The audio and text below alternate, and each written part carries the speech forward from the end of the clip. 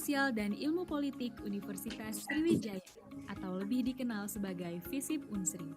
Berdiri sejak tanggal 12 Februari 1983. Merupakan fakultas ketujuh yang ada di Universitas Sriwijaya.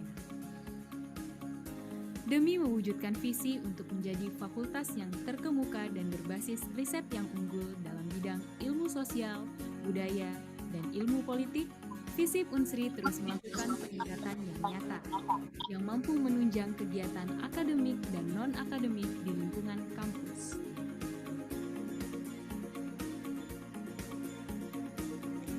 Selain itu, FISIP Unsri selalu berupaya untuk membentuk calon-calon pemimpin di masa yang akan datang.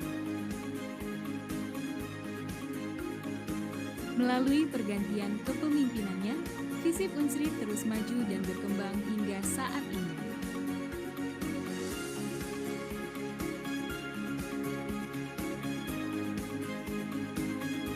FISIP Unsri berkegiatan di dua kampus, yakni Kampus Palembang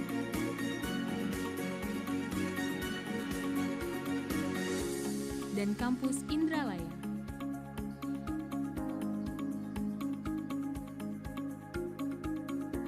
Selain gedung dan ruang kelas yang nyaman, fasilitas yang ada di FISIP Unsri diantaranya gazebo, musola, transportasi, lahan parkir yang luas,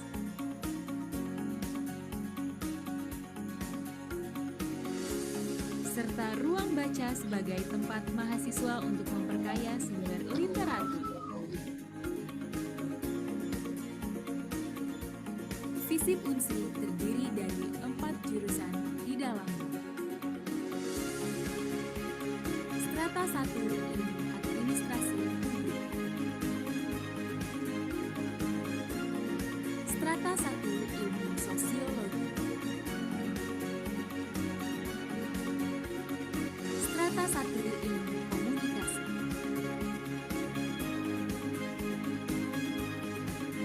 Dan Strata 1 Ilmu Hubungan Internasional.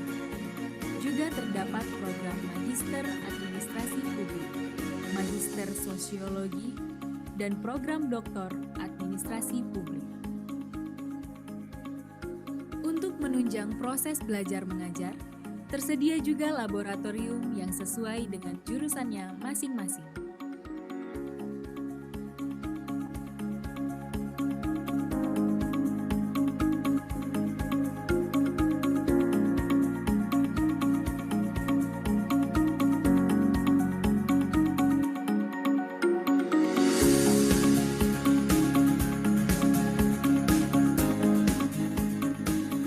Selain kegiatan di dalam kelas, FISIP Unsri juga melakukan kerjasama dengan beberapa pihak. Melaksanakan kegiatan-kegiatan yang dapat menaikkan eksistensi FISIP Unsri, sehingga terciptanya lulusan-lulusan yang berkualitas dan mampu bersaing di tingkat regional, nasional, maupun internasional. Selamat datang di kampus PIN Universitas Sriwijaya, tempat dilahirkannya para pemimpin masa depan. Kepada para mahasiswa baru Fakultas Ilmu Sosial dan Ilmu Politik Universitas Sriwijaya tahun 2020, marilah kita mewujudkan mimpi saudara di sini untuk meraih masa depan yang gemilang.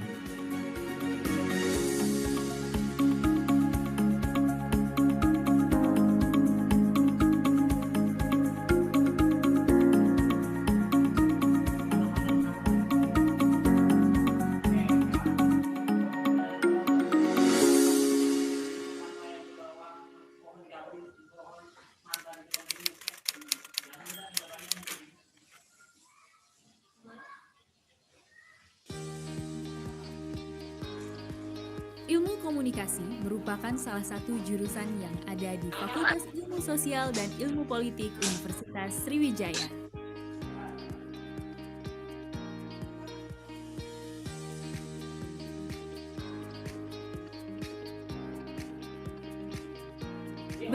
Sejak tahun 2013, kini jurusan Ilmu Komunikasi FISIP Unsri telah terakreditasi B oleh Badan Akreditasi Nasional Perguruan Tinggi. Untuk memaksimalkan kegiatan belajar mengajar, jurusan Ilmu Komunikasi dilengkapi dengan laboratorium radio yang biasa melakukan siaran di frekuensi 107,8 FM dan laboratorium televisi yang biasa digunakan mahasiswa untuk belajar memproduksi suatu program televisi.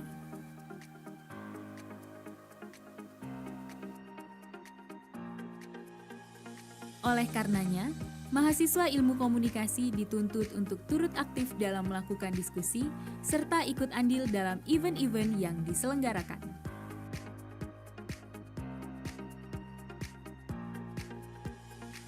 Ilmu komunikasi memiliki 4 konsentrasi, diantaranya hubungan masyarakat, periklanan, jurnalistik, dan penyiaran. Selain proses belajar mengajar di dalam kelas, mahasiswa ilmu komunikasi dapat mengikuti kegiatan lain, seperti bergabung dengan Himpunan Mahasiswa Ilmu Komunikasi atau biasa disebut dengan Himakom, Ikom Sinematografi Unsri, dan Duta Komunikasi.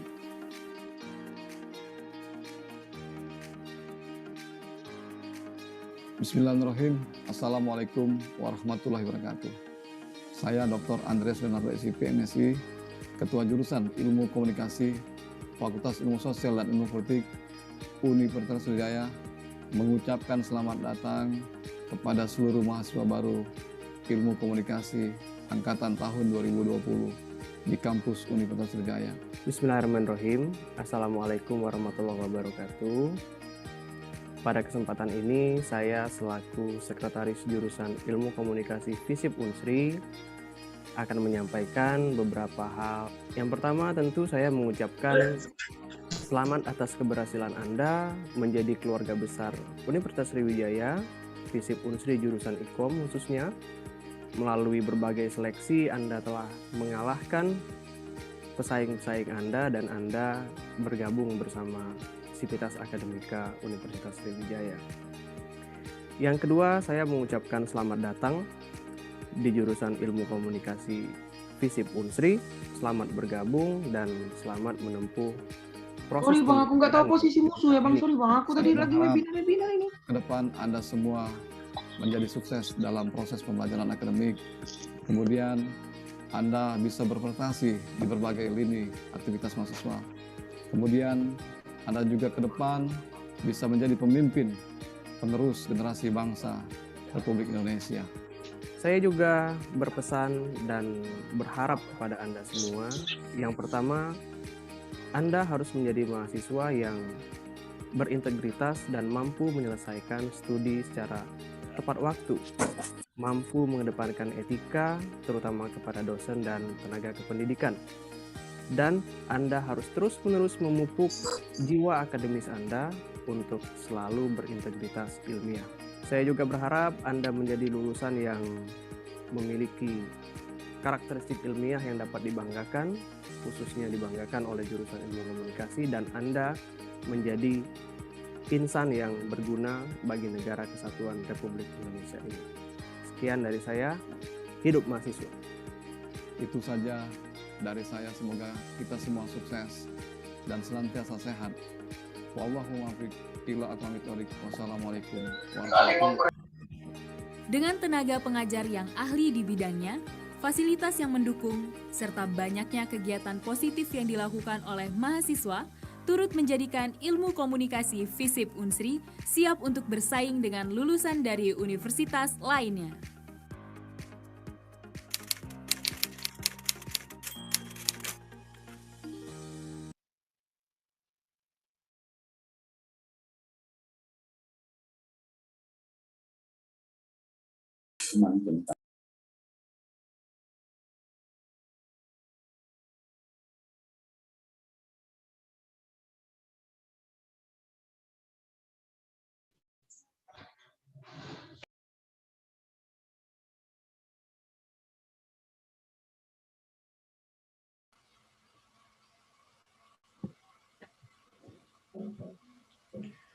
Well, ladies and gentlemen, may I have your attention, please?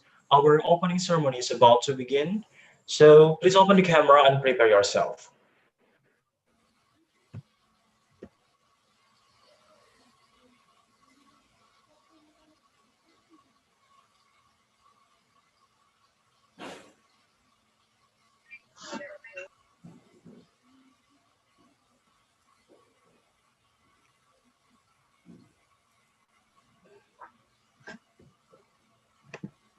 Before we start the opening ceremony, I would like to show you the rules and what the participants do. The first one is participants attend the Zoom meeting room 5 minutes before the webinar start. The second is to simplify the verification process. Please adjust the name with the format participants underscores name. The third, please make sure the internet, audio, and visual connection are in stable positions. Fourth, participants not allowed to do the share screen without commit permissions. Fifth, the commit has the authority to regulate accessibility and control layout like mic, video, volume, chat to each participant who is in the Zoom meeting room. 6. During the question and answer sessions, participants can type the question or their responses in the chat column addressed to everyone or use raise hand reaction with the format name underscores institutions underscores question. 7th, the moderator will read out the question and the responses on the chat feature during a discussion session. 8. If it's possible, participants can ask a question and responses directly to the speaker after being allowed by the moderator. And the last one is the e-certificate is only addressed to the participants who attend the webinar from start until the webinar finish. You can read at the layout.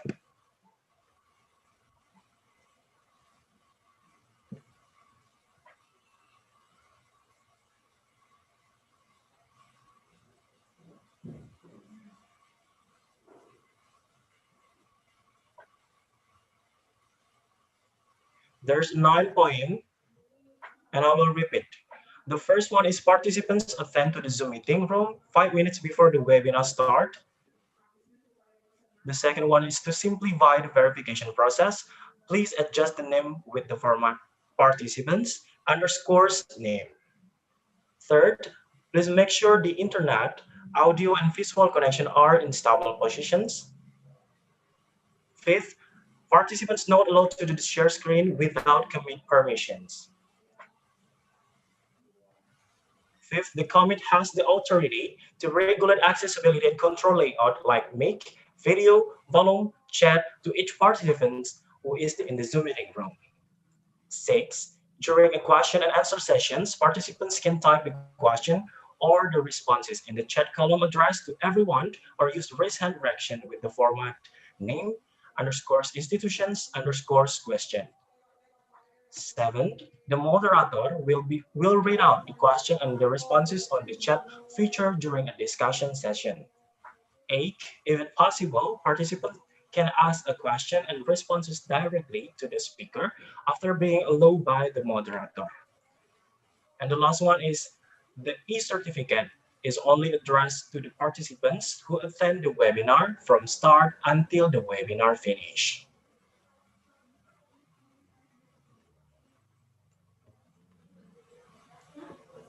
This is the rundown for this event in this morning. The first one is preparation and participant registration. And then next, opening ceremony. After that, we're singing a national anthem of Indonesia Raya. And then the first opening speech is from Secretary of Department of Communication Science, Mr. Faisal Nomaini, SOS MSE. The second opening speech from Head of Department, Mr. Dr. Andreas Leonardo, SIPMSE. And the last opening speech is from Dean of Faculty of Social and Political Science, Mr. Dr. Andi Alfati, MPA.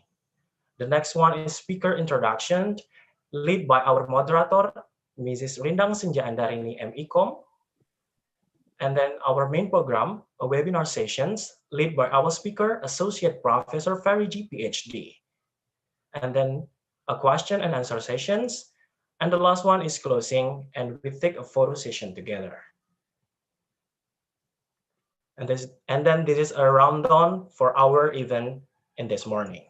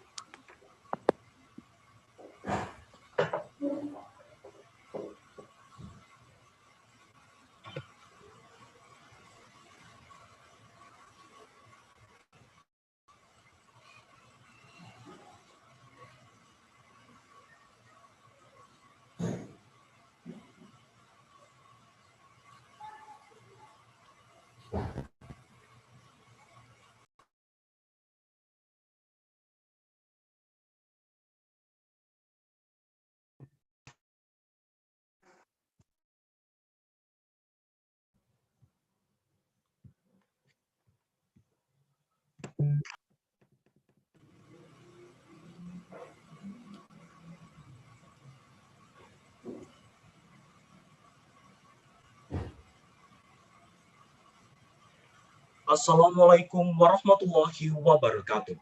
Shalom, Om Swastiastu, Namo Buddhaya, Salam Kebajikan. Greeting to all of us.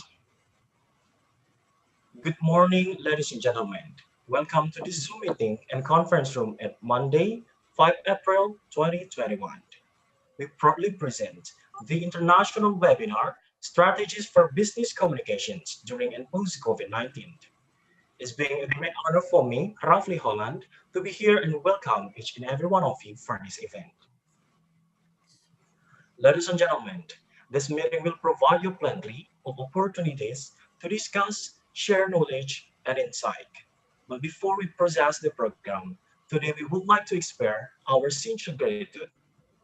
Excellency, Dean of the Faculty of Social and Political Science, Dr. Andi Al-Fatih, MPA, Excellency, a speaker from Adit Kawan University, Australia, Associate Professor Fariji, PhD.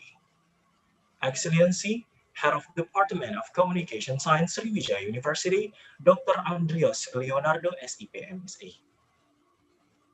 Excellency, Secretary of Department of Communication Science, Sriwijaya University, Mr. Faisal Numaini, SOS, MSc. Excellency, all lecturer and staff of Communication Science Department, and also distinguished guests and all the participants.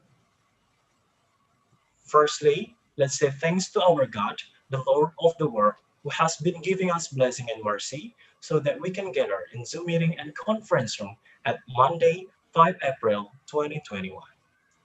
The first session is singing National Anthem of Indonesia Raya.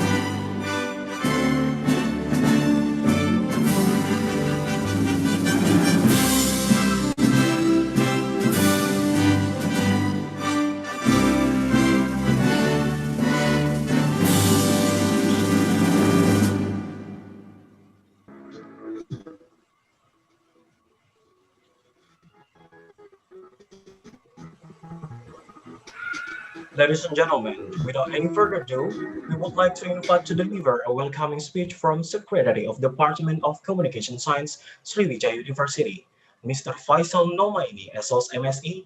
Time is yours. Okay, Refli, thank you. Is it my voice clear? Clear, Pak. Before I proceed to the formal speech, I would like to say hello to some people here. First, I saw the Vice Deans, Mr. Andi Al-Fatih, and then our beloved Head of Department, Mr. Andres Leonardo, and some lectures of Social and Political Sciences faculty is already here. And also the keynote speaker, Mr. Associate Professor Ferry G. Bismillahirrahmanirrahim. Assalamualaikum warahmatullahi wabarakatuh. Waalaikumsalam warahmatullahi wabarakatuh. Good morning, ladies and gentlemen. It is such an honor for me as a Secretary of Department of Communication Science to speak on behalf of the Department of Communication Science. First of all, I would like to say thank you to each and every one of you for attending here today at this wonderful webinar series of Department of Communication Science, Social and Sciences Faculty, Sriwijaya University. Before we proceed to the next agenda, the lecture with our keynote speaker, whom we are proud of, the Associate Professor, Mr. Ferry G from Edith Cowan University of Australia, allow me to let us all praise to the presence of God, the Almighty God, who gives thousands of favors to us until today, especially for the health, the opportunities, the happiness we feel today, this morning. Believe me, without His mercy, it is impossible for all of us today to be here, joined together in this webinar series. Before we get started, on behalf of the Department of Communication Science, I would like to express our appreciation to Professor Ferry G from Edith Cowan University of Australia for his contribution as a keynote speaker.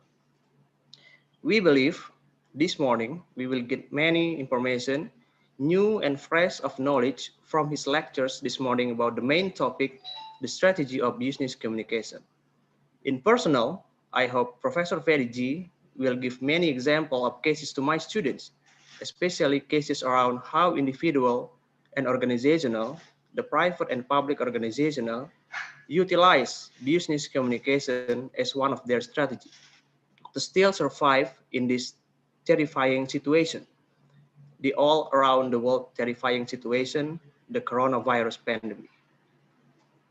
Ladies and gentlemen, in today's webinar, we would learn about communication strategy. In short, and in my simple opinion, business communication is a process of sharing information between people to reach goals. 30 years ago, probably, business communication is a simple process, but nowadays, now we live in 5.0 industrial revolution era. We live in big data area. We live in what people call blockchain. We live now in the new trust of money, the new totally different of currency, the cryptocurrency, for example. Those circumstances today, in today's life, are totally different from 30 years ago. And due to that, the business communication strategy should be more advanced nowadays.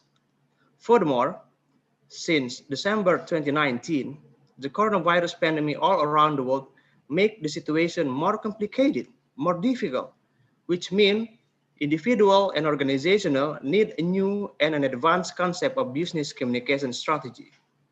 And I believe through this webinar, Professor Ferry G would deliver his information to us about the new trend of business communication strategy. At the next chapter, the stage is totally yours, Mr. Ferry G. Okay, ladies and gentlemen, I don't want to take much time on this. Before closing, I would like to say thank you to the committee for their hard working and their participation on this webinar. Thank you so much to you and every one of you to create this wonderful webinar. That is all for me. Thank you so much to all of you for listening. Akhirul kalam, billahi nasta'in, wassalamualaikum warahmatullahi wabarakatuh. Waalaikumsalam warahmatullahi wabarakatuh. For the second speech, I want to introduce Head of Department of Communication Science, Sriwijaya University, Dr. Andreas Leonardo, SIP MSc, to deliver a keynote speech. Time is yours. Okay, thank you, Rafli. Assalamualaikum warahmatullahi wabarakatuh.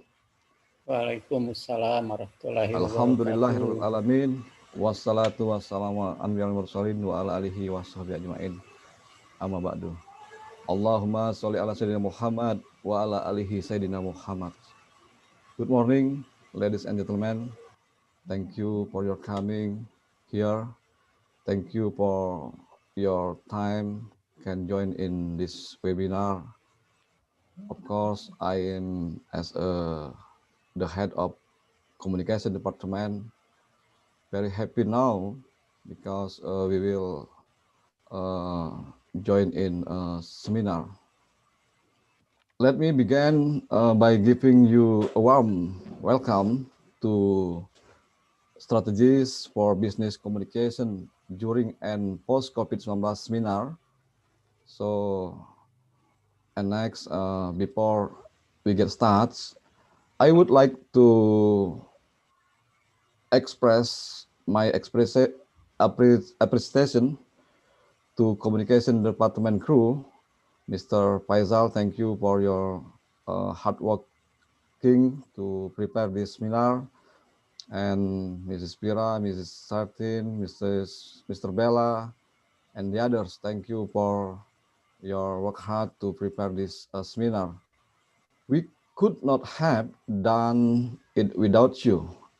I would like also express to my thanks to Ibu Rindang Senja Andarini as moderator. Thank you, Ibu, for your coming and your time to join in this seminar. And also I would like also thanks to all of our lecturer and student was coming in this webinar.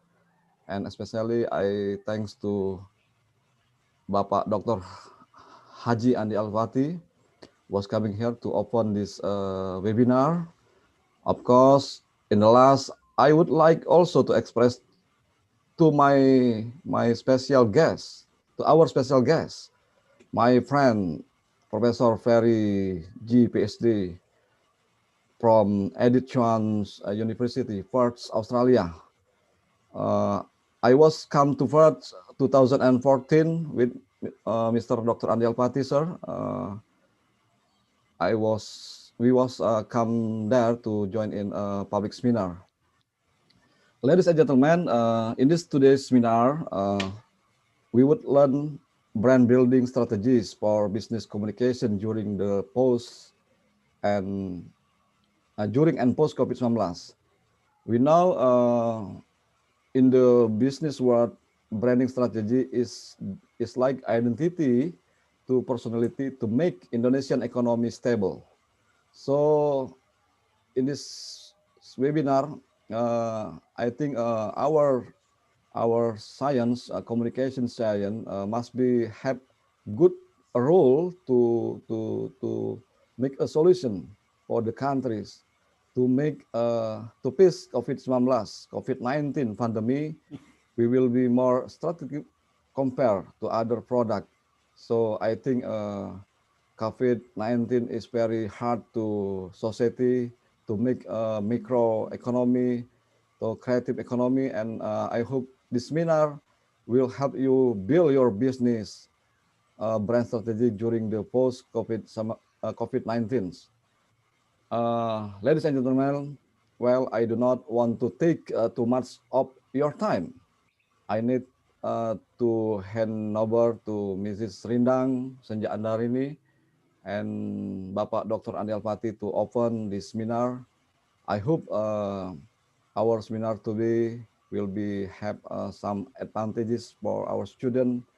And I would like to say once more on behalf of the seminar members, welcome. It's a great seminar. So many of you here. I'm very happy and I pray to best activity, to best our activity here. Thank you. That's my preamble of this webinar. Thank you. Wallahul muwaffiq ila aqwamit thoriq. Wassalamualaikum warahmatullahi wabarakatuh. Waalaikumsalam warahmatullahi wabarakatuh.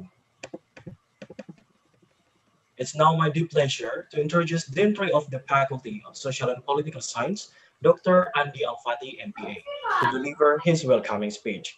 And afterward, we would like to request the Faculty of Social and Political Science to officially open the international webinar, Strategies for Business Communication during and post-COVID-19. Ladies and gentlemen, please give a warm applause. Baiklah, terima kasih. Suara saya bisa didengar ya? Halo? Bisa. Bisa, Pak. Bisa ya, oke. Baiklah, bismillahirrahmanirrahim. Assalamualaikum warahmatullahi wabarakatuh. Waalaikumsalam warahmatullahi wabarakatuh. Good morning, selamat pagi everyone. Alhamdulillah wa syukurillah ya. Allahumma sholli ala sayyidina Muhammad wa ala ali sayyidina Muhammad. Rabbis rohli saudari wa yasirli amri wahlul uqdatam min lisani yafqahu qawli. First of all, let's say thank to Allah for His bless that we can get together here, yeah, virtually to listen to the general lecture on the topic strategies for business communication during and post COVID-19 pandemic. The lecture will be presented by Associate Professor Ferry G, PhD, from Edith Cowan University, Australia. Hello, Professor G. Are you there? Yes, good morning. Okay, How good are you? morning. Thank you for being with us this morning.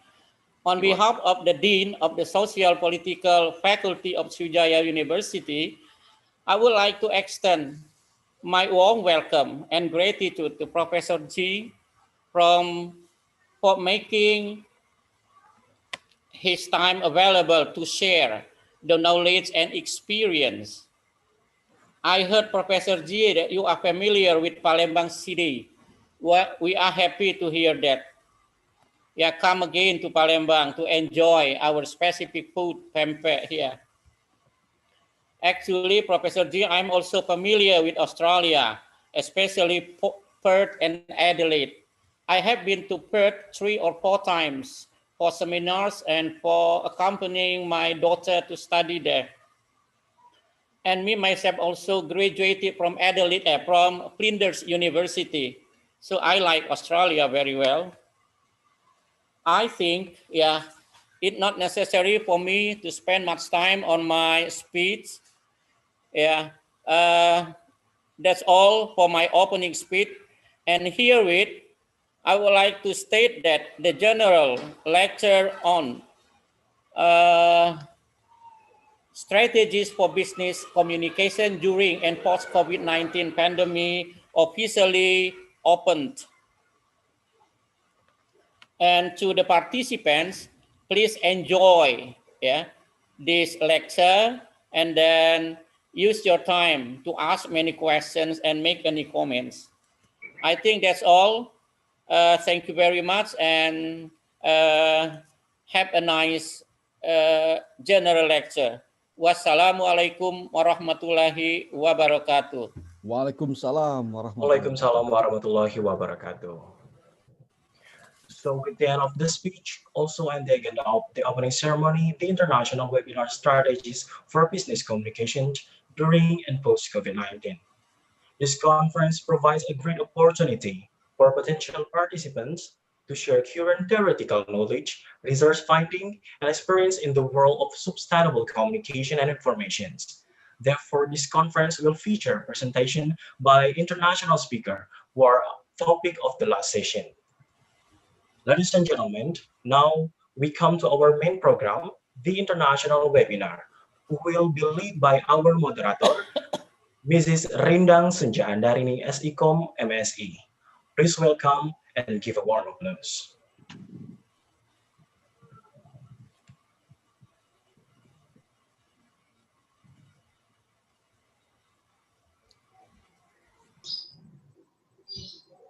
Okay, thank you MC for the introductions. Good morning. Assalamualaikum warahmatullahi wabarakatuh. May the peace, mercy, and blessing of God be upon us. The Honorable Speaker, Associate Professor Ferry G, PhD. Good morning, Mr. Ferry G. Good morning. We are so glad for having you here.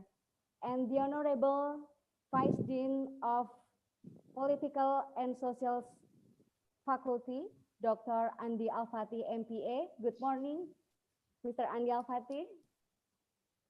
Head of Communication Department, Sriwijaya University, Dr. Andreas Leonardo. Good morning. Morning, Mbak Rindang. Morning. Secretary of Communication Department, Sriwijaya University, Mr. Faisal Nomaini.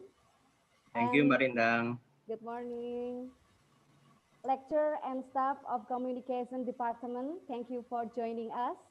And the honorable participants of this webinar. As we know that the COVID-19 pandemic has hit the world so hard. Among many aspects of our life, the COVID-19 pandemic has certainly affected the economy, especially hospitality, transportations and restaurant industry, markets, and consumption behaviors. From a consumer perspective, we have noticed changes in the behavior, quantity, and types of product consumers are buying and consuming.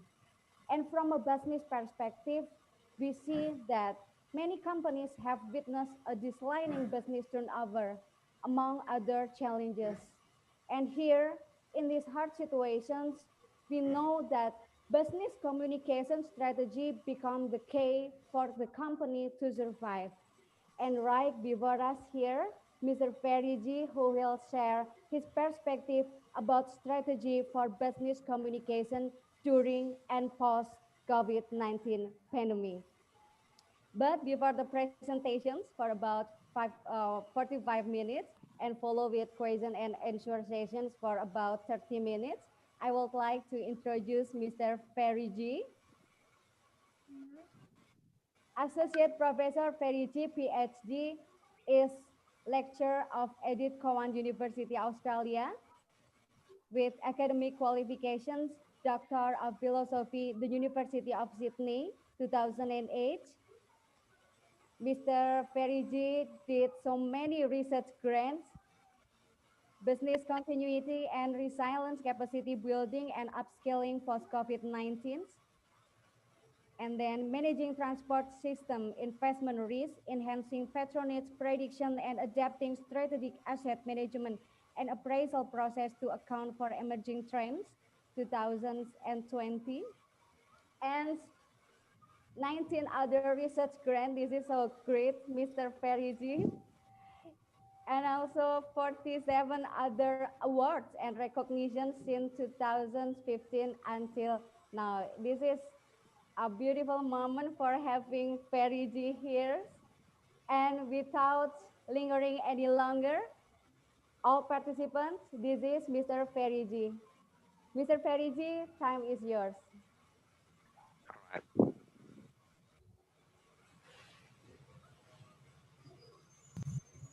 Okay, good morning, ladies and gentlemen. Assalamualaikum warahmatullahi wabarakatuh. Selamat Good pagi morning. and all of you. Yes, thank you so much, Ibu Rindang, and also moderator to introduce me. And also I would like to say thank you to Head of Program, Dr. Andreas Leonardo, and as well as Secretary of Program, Faisal, as well as Vice Dean to attend this webinar, also students and lecturers from Communication Department. I would like to share today about the strategy for business communication during and post COVID-19. So as you can see the slide, so you'll be able to be in touch with me. So after this webinar, I can share my email as well as a WhatsApp's number. Currently, actually, I'm doing project in the COVID-19 funded by Western Australia government. So I'm from Edith Cowan University, Western Australia, pretty much 4.5 hours flight from Jakarta, or maybe from Palembang, maybe it takes about an hour to go to Jakarta, maybe waiting time, then you can reach Western Australia. So it's good to hear Pak Andreas and also Pak Faisal, you've been there in Western Australia, so hopefully you'll be able to visit us again, maybe after COVID-19, or I'm more than happy to visit Palembang with trying with the fish cake, what we call pempek. It's a beautiful city, Palembang. I love it actually to see, especially Sriwijaya University is a very, very good university. It's #1 in terms of a state, usually public university. I can see before I attended the webinar, you just listened to, and so your campus, right? So your campus actually a very good, your faculty, your department. Maybe you can just say my regard to your rector, even though your rector is not here today. Yeah, so I was in Unsri actually before COVID 2-3 times, I think with economic or business faculty as well as engineering, I think. That was in 2015, 2017. I think the last I went there in Palembang with the University Muhammadiyah Palembang, which is UMP, was that in 2018, I think, was it 3 years ago. All right, so I would like to share, as Ibu Rindang introduced me, this is my profile. So I've been doing a lot of research and published a lot of journal articles, more than 77, Scopus, pretty much more than 28 Q1, which is the higher ranked journal. And then I received external grant for my research projects up to 1.6 million Australian dollars between 2010 and 2020. Right, so this is the first project I'm currently doing about the continuity resilience. As you can see, COVID-19 pandemic actually, what's happened in the last 14 to 15 months, first of all, in Wuhan, say for example. So you can see now become a global pandemic. It's a more than 221 countries around the world having, impacted on for the COVID-19. So the project currently I'm doing it now, funded by Department of Job, Tourism, Science and Innovations in Western Australia. This project is really to support and promote, to make sure the business, small, medium enterprises, make sure they can continue, during and post COVID-19. So currently still in the data collection. So a lot of data collection is so busy this time, to collect the primary data survey as well as interview with the business owners. And then the second and third project already completed in terms of transportations and the small medium enterprise resilience. And then the next project also just completed with the waste project funded by City of Joondalup in 2019.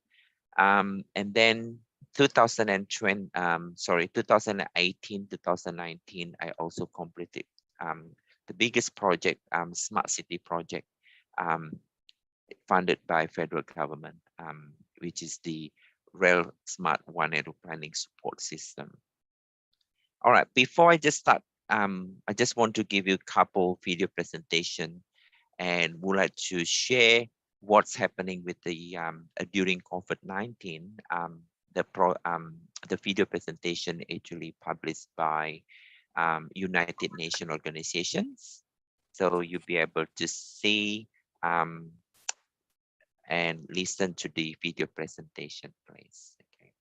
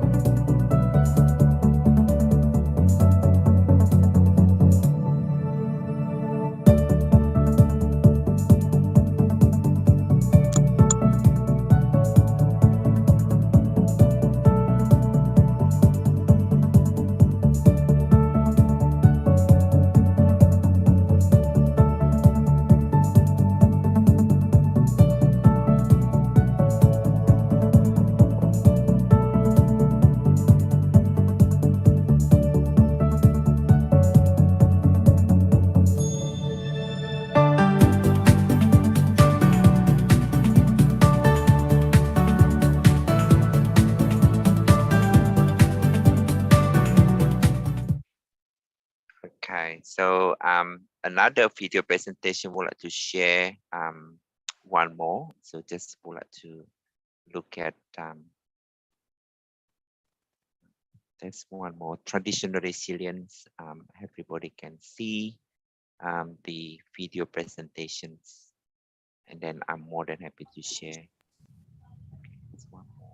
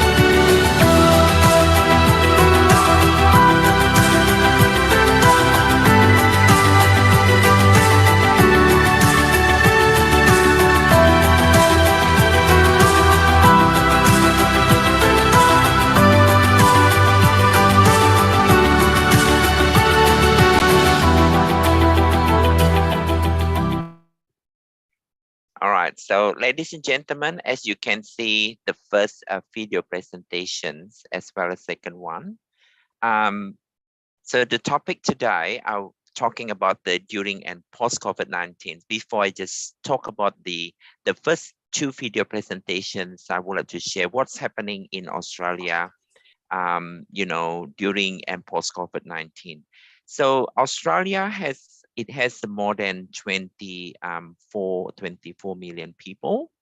Currently, I'm located in Western Australia, which is the what we say in Bahasa Indonesia, Australia bagian Barat. Western Australia is the state is close to Indonesia. So the good thing for Western Australia, we do not have any cases so far, even though we got experience 2 times lockdown in the country during COVID-19.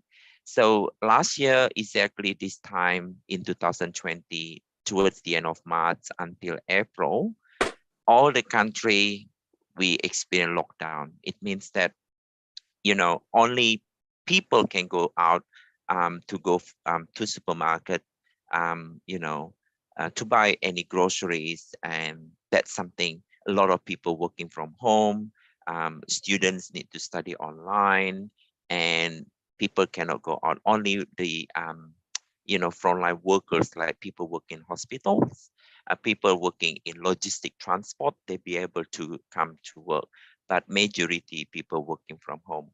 Now, what happened in early February, and we got nearly 4.5 days lockdown in WA. We got 1 case in community transmissions that time due to COVID-19. So, you know what happened, people scared talking about UK strain, right? So UK strain is completely, totally different, like the normal, you know, COVID-19.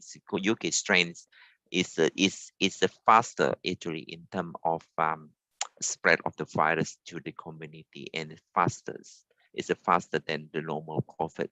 Now they introduced different types of the COVID. Now is the Africa strain as well, in addition to UK. So it's quite different types of the pandemic. So it's a really, really serious. It's a global disruption, really, COVID-19, not only Australia, but also Indonesia, and then impact on the more than 200 countries in the world.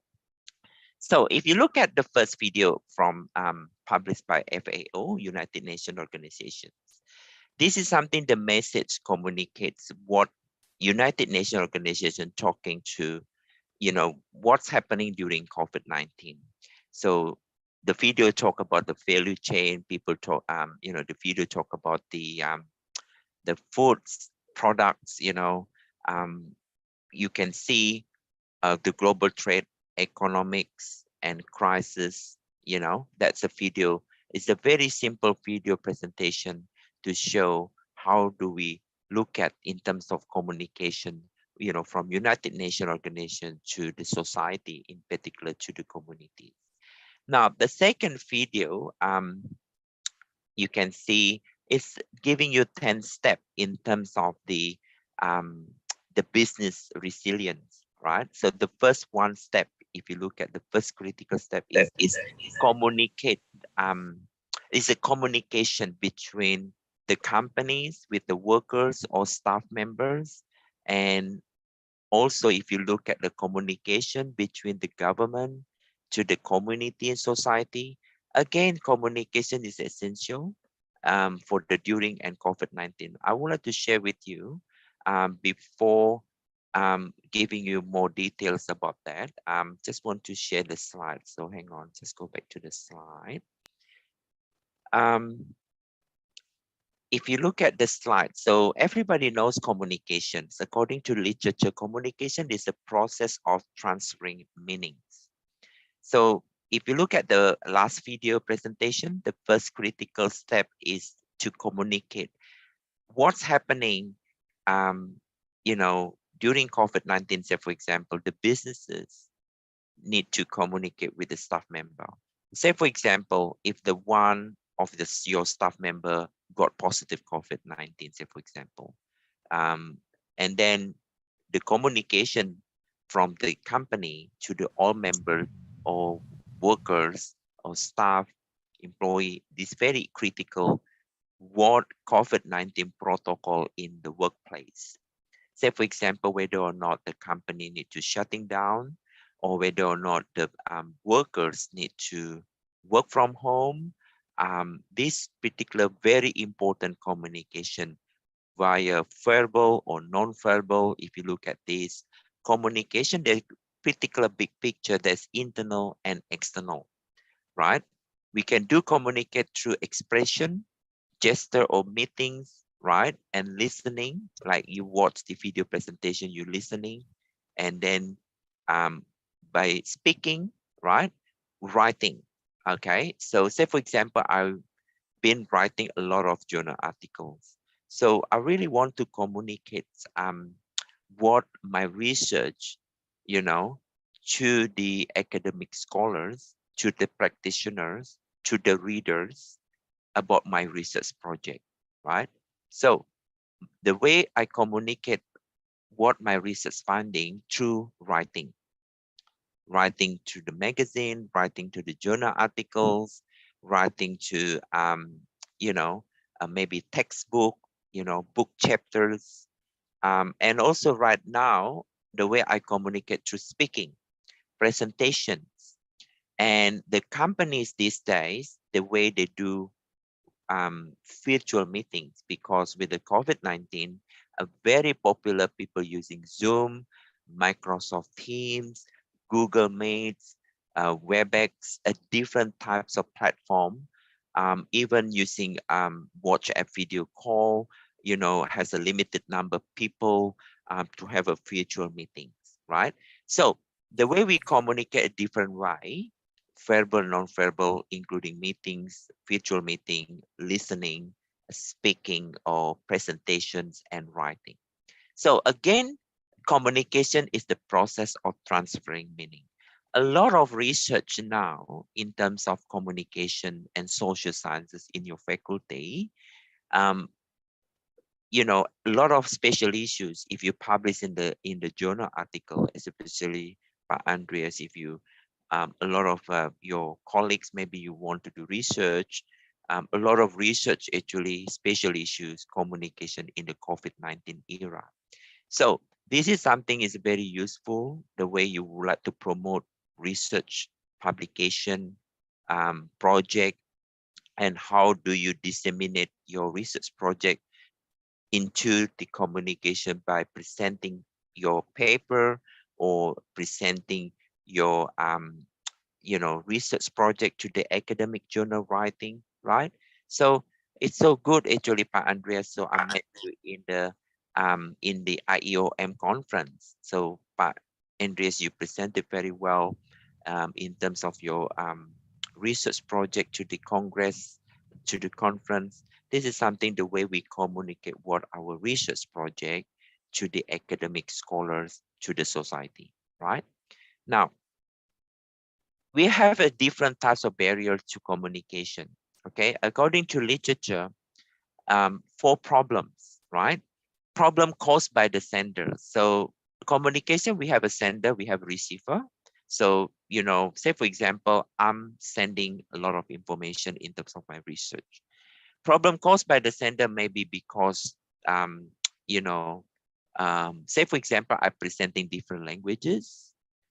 Maybe I cannot speak maybe Spanish language, for example, maybe for language barriers, maybe the presentation skill techniques might be, or different types of problems, right? A problem in message transmission. Message transmission is very important because if you do not have a very solid, good message to be communicating to audience, and they have a different meaning and different interpretation. And this is a very important message transmissions is a very important. Make sure the sender can send information, the messages to the receiver, to the audience, make sure they can receive it very well. Now, problem in reception. So for instance, we run a Zooming, okay? So before, sorry, maybe can I please get unmute, please? Thank you. Now, the problem in reception, say for example, in a virtual meeting because of technological disruption, because internet disruption, because internet connection is not good, maybe receptions, intermittent, or a lot of problems in terms of you receive the information through online.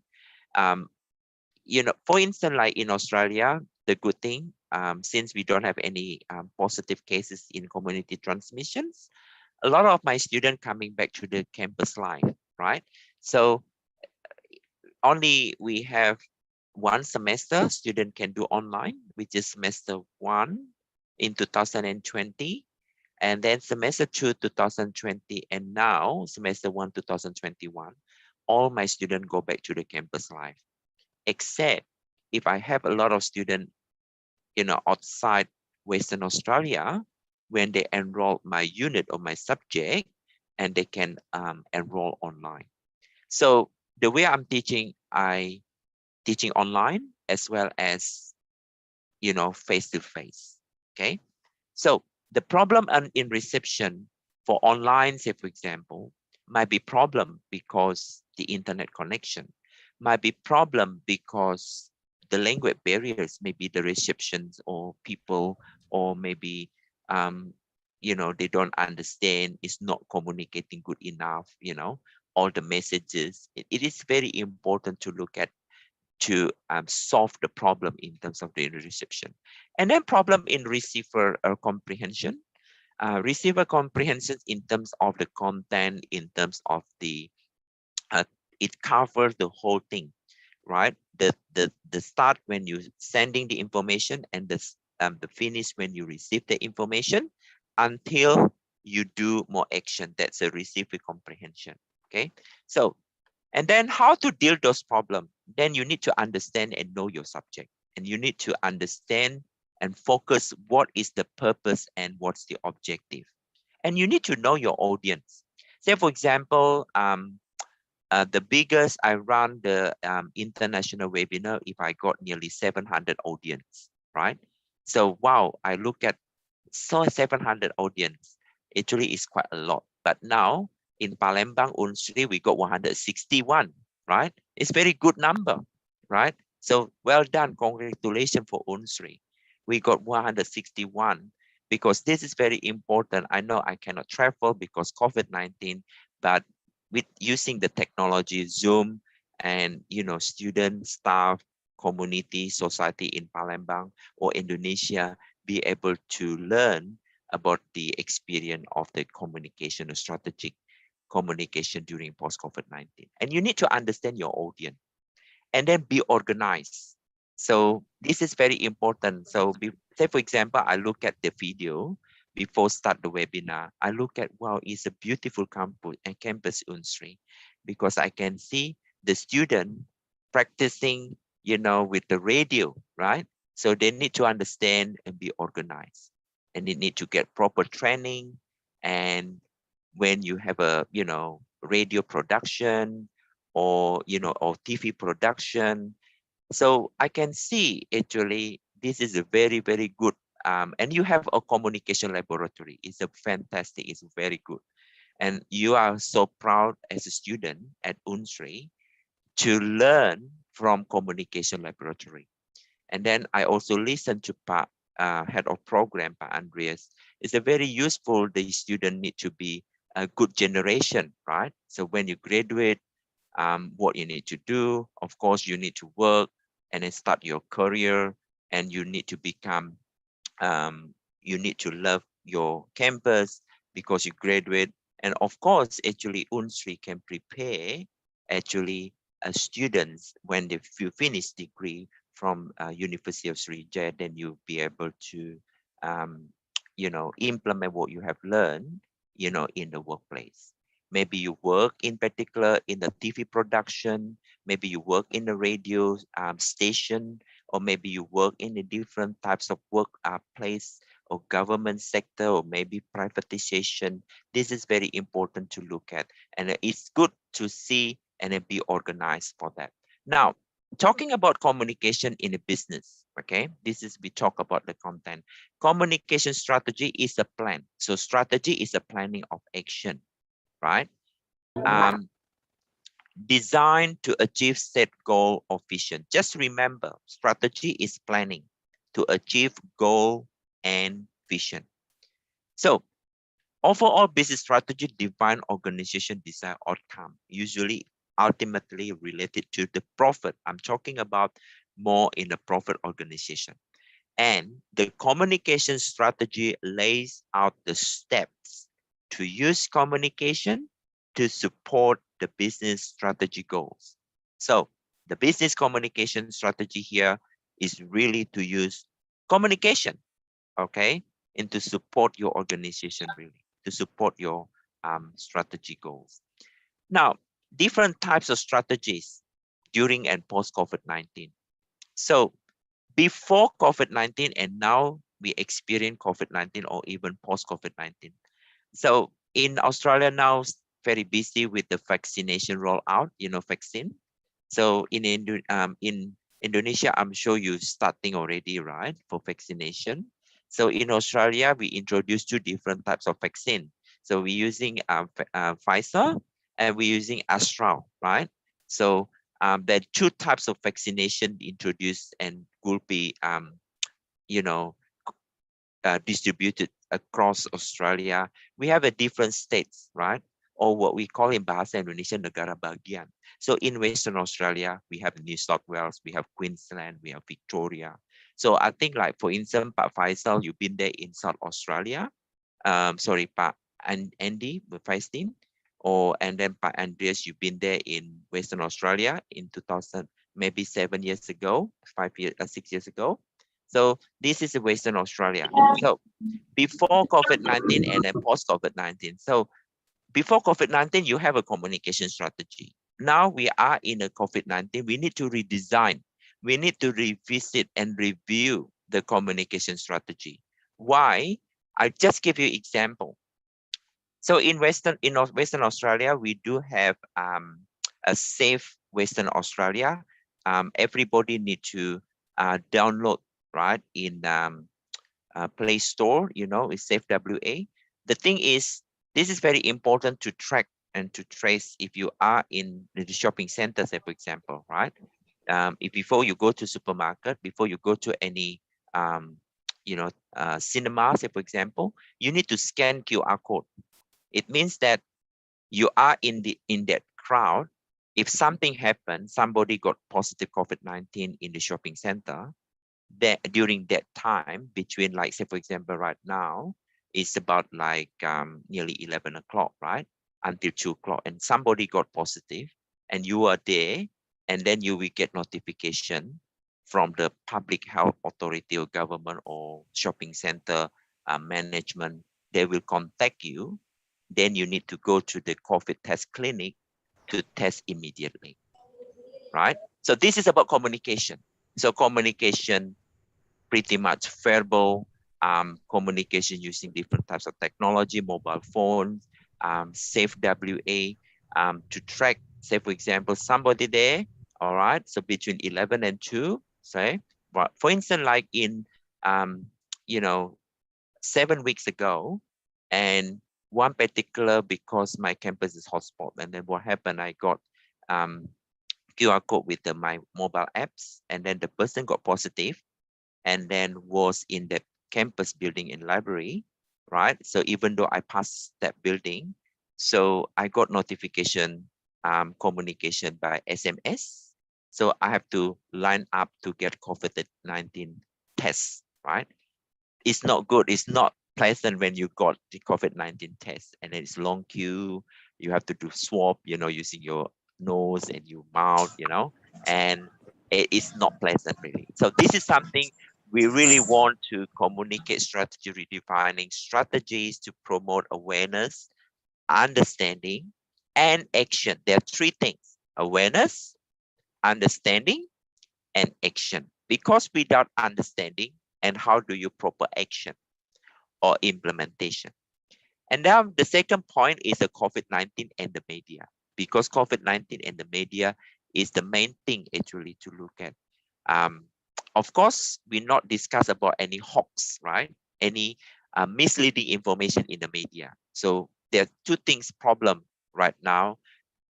People trying to post any not true information through the media, right? And this is something you really need to trust, particular the media, whether or not that particular is a trusted information become available in the media. So COVID-19 and the media is a very important, right? Say, for example, in particular, the website, we do have the www.news.com.au, say, for example, and, this is something is a journalist or particular media, they're trying to promote or communicate what's going on. Okay, say, for example, any outbreak somewhere, because last week actually what happened was in Queensland, in Brisbane, it locked down for 3 days before Easter, right? And then because they found actually the community transmission, and now in terms of communicating to the all countries, because they put that particular information to the media, right? News, talking about the lockdown situation. And this is something, the way communicated in a proper way to the community and society. And number 3, media engagement in the new normal. This is very important. So for Australia, we are in the new normal, which is a post-COVID-19. I'm sure in Indonesia, maybe in Palembang, during or slash post-COVID-19.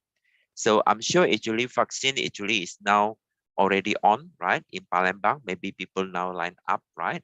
For a vaccine in Palembang, right?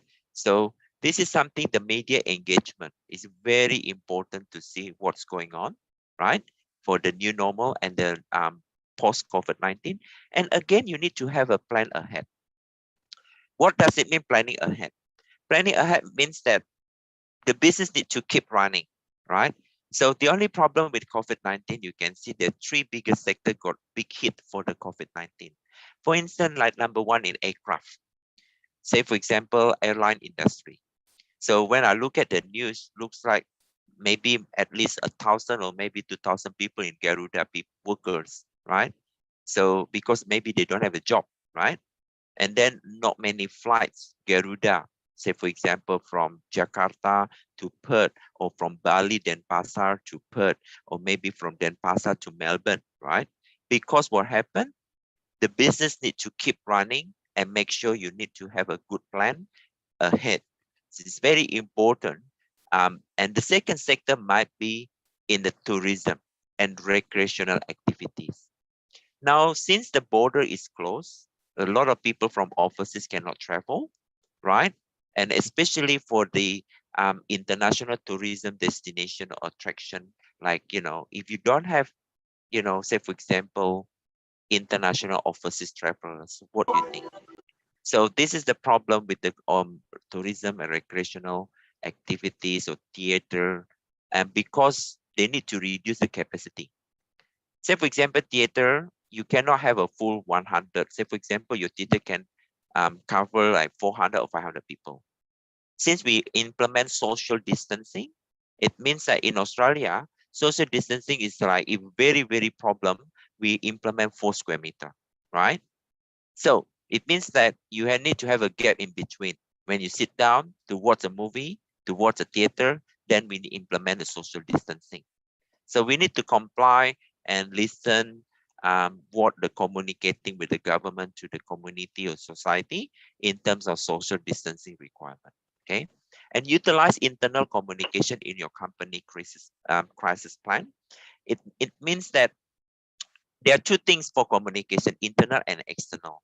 So internal communication in your organization, you have a top management level, you got manager, you got director, you got your line manager. The way they communicate to their staff member, internal communication, verbal or non-verbal, and you can do email communication by phone or by WhatsApp group or different types of platform might be, or virtual meetings, or by talking, or by meetings, different types of internal communications. We need to discuss in terms of crisis plan. What does it mean, crisis plan? We are in the global pandemic. We need to look at what the government told us to do in terms of social distancing requirement, in terms of hand sanitizers in the workplace, in terms of, say, for example, the crisis plan, any organization, there are 3 rules of thumbs in terms of COVID in Australia. Any workstation, you need to have hand sanitizer station. And of course, like in Indonesia during pandemic, you need to have face masks, right? And then you have a face shield, okay, inappropriate face shield. And then number 3, even though the way we the way they communicate by poster, they put the way you washing your hand, they give you 4 different instructions when you washing your hand, okay? And this is simple message and then communication. So any bathroom or restroom, there's a big small poster. How do you wash your hand, right? Because we are in the COVID-19, for example. And then when you come to enter the venue, there's the biggest QR code. There's a simple instruction. You need to scan before you enter to the building, right? I think I mentioned before, the purpose is tracking, traceability. If something happened, that venue, somebody got positive COVID-19, then a lot of people in that room need to be, we need to communicate and tell them they need to go to COVID clinic tests, or they need to isolate 14 days, okay? 2 weeks. What does it mean 14 days? Until they need to get tested. So say, for example, I got tested. So thank God I got negative, right? So while you're waiting, unfortunately, you cannot go out, okay? Until you got negative, then you can go out, of course. But during incubation for 14 days, then you not be able to go out because, because might be that particular is not detected that virus, right? And a few days later, you got symptom, flu, whatever, because this is the communication from the government to me, to SMS, any symptoms, right? Even though you got negative, and you have to go to clinic test again, right? And then if you got negative, that's good. Then what happened? You got positive. Of course, there's a next protocol. You have to isolate yourself for 14 days until you become that negative. Then you'll be able to go out. So communication is very important. There's a crisis plan for that, okay? Online communication, I think I mentioned before, all right? Offline, network events, right? and start blogging as well. So you can see because we are now in online communication, and currently in Australia, we can do both online and offline. So even though next month I organize events, networking events. So the good news for us in Western Australia, we're not wearing masks now because it's a zero case. So in the community, we don't have any cases. So no one got coronavirus. So we do not wearing masks. That time when we got community transmission, when you ask me question, why that person got community transmission? And that person working as a security, right? In the hotel quarantine, right? And the person coming back from overseas traveler got positive, and the security working there, and then he got positive. And then what happened? He got positive. He went to any shopping center. He went to library. And then what happened? You know, surrounding in the community. And then what happened? Right? It's a very dangerous. So this is something very important to have a better communication, to track and trace. This is very important. Talking about strategy. Now, strategy for effective verbal communications focus on the issue, not the person. So we need to focus what the issue, what the problem. Be genuine rather than manipulative, right? Empathize rather than remain detached, and be flexible towards others. It means that you really want to see the context, be flexible, not really, you know, what we call is too static, because we need to be flexible to see. Say for example, now I'm presenting in front of more than 150 people. So the way I communicate, I look at, you know, and maybe I have a lot of questions from there. So the way I focus more is be flexible, looking at the context, and value yourself and your own experiences, and use affirming responses in terms of the way you talk to the other audience. You need to be affirm responses. So you also need to value yourself, be confident, right? Rather than you just like, you know, be pessimistic, be confident, and make sure proactive rather than you just reactive, right? So this is, you need to value yourself. Right, so think what customer need right now. So I'm talking, how do we communicate with customer? So if you are working in the company, right? Now, especially you're working in the retail sector or supermarket or businesses or any retail outlets, or dealing with the customer, right? So you have to think what customer need right now. For COVID-19, when the customer come to the store, is a very common, because the government actually giving the rule, any you know, shopping center, they have a hand sanitizer station.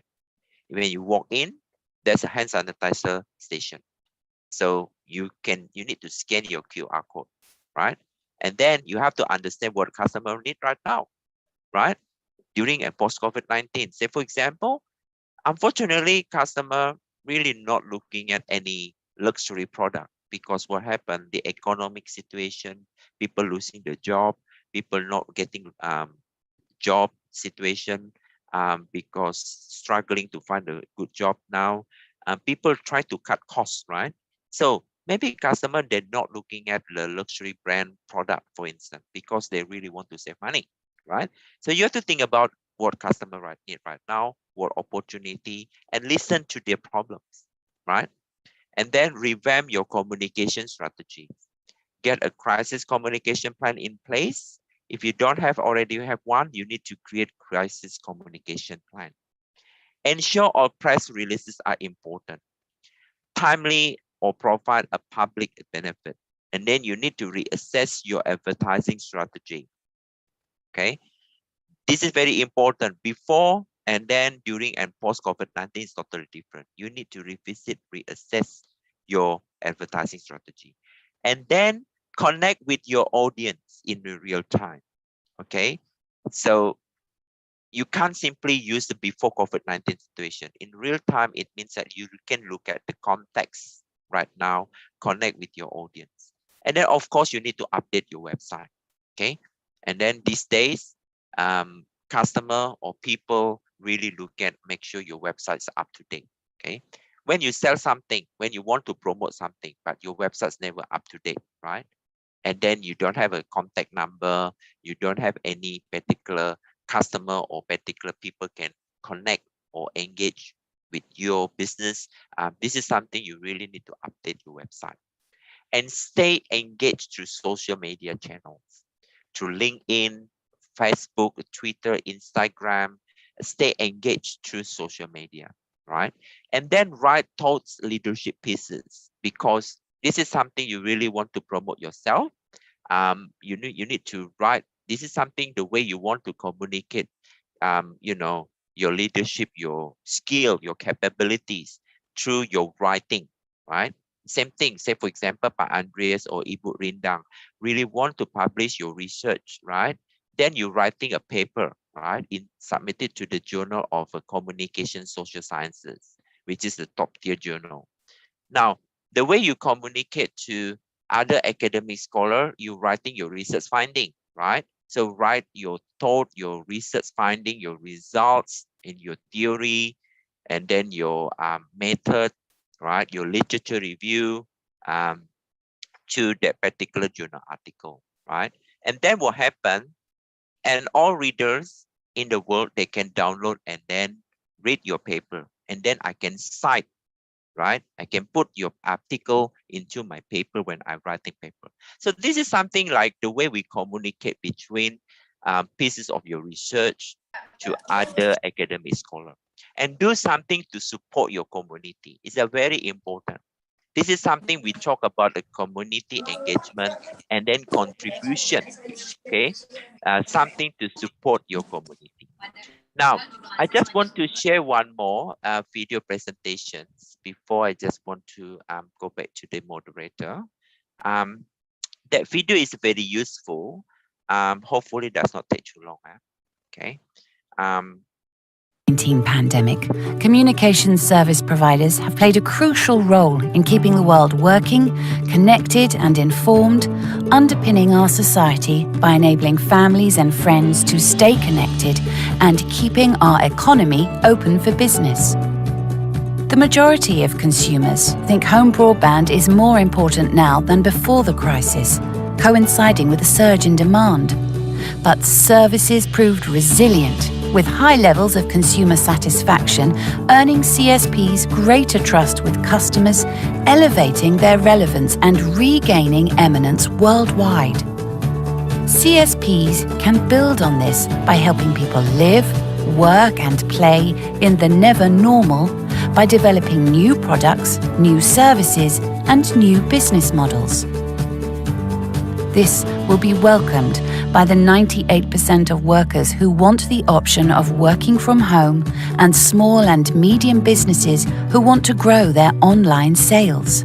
At the same time, governments and large businesses are doubling down on digital transformation, with more than 50% of C-suite executives accelerating digital initiatives, including the shift to cloud. To ensure CSPs are strategically positioned at the center of these trends, we've created an Emerge Stronger framework, providing a pivotal set of recommendations for CSPs across 5 pillars. New growth opportunities focuses on new work from home and smart home opportunities, as well as growth industries such as telemedicine and online education. Zero-touch customer experience details how to reinvent sales and service, including the physical stores your customers still visit. Culture and digital workforce outlines how CSPs can lead with purpose and reinvent the employee experience while doubling down on capability development, which leads to improved productivity. Pervasive networks describes how CSPs can guide the digital transformation of public services, as well as generate cost savings through virtualization and an AI-powered network. Cloud business model provides guidance on how to reduce vendor dependency and innovate quickly with a modern technology stack. Together with this framework, CSPs can outmaneuver uncertainty and emerge stronger than ever. Find out more at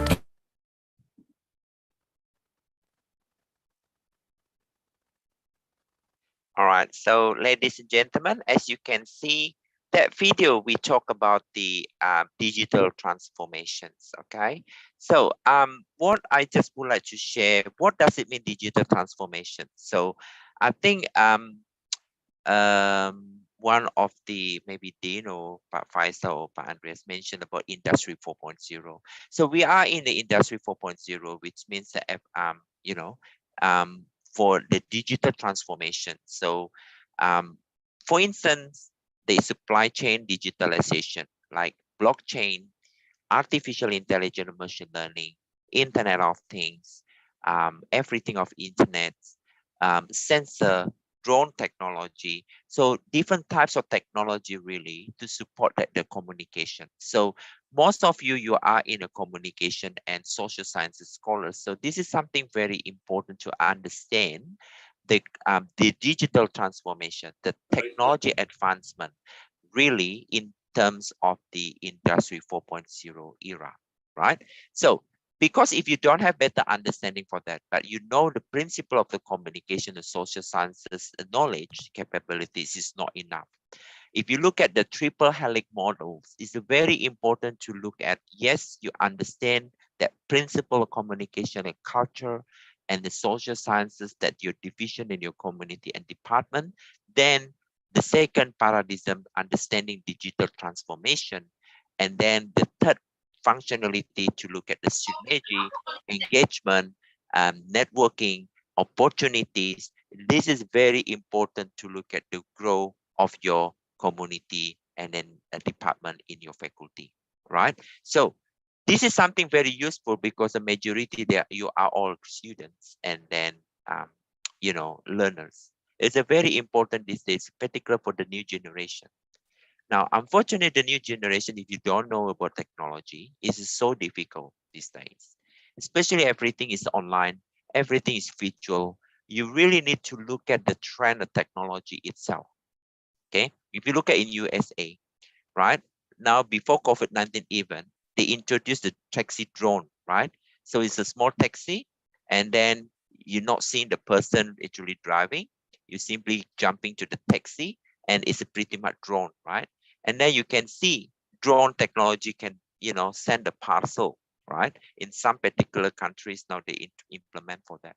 Some countries they introduce autonomous vehicles. It means that you have a car, but you just simply don't have a person physically to drive the car. It's an autonomous vehicle.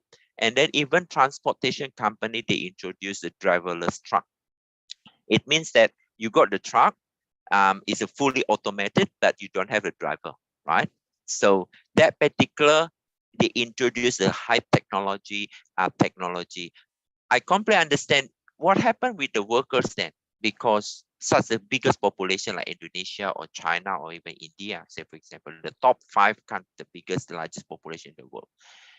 Well, this time is a very good for you to upskilling and reskilling, because the technology unfortunately cannot replace the human task in terms of the human particular workers, because you particular your role to manage, right?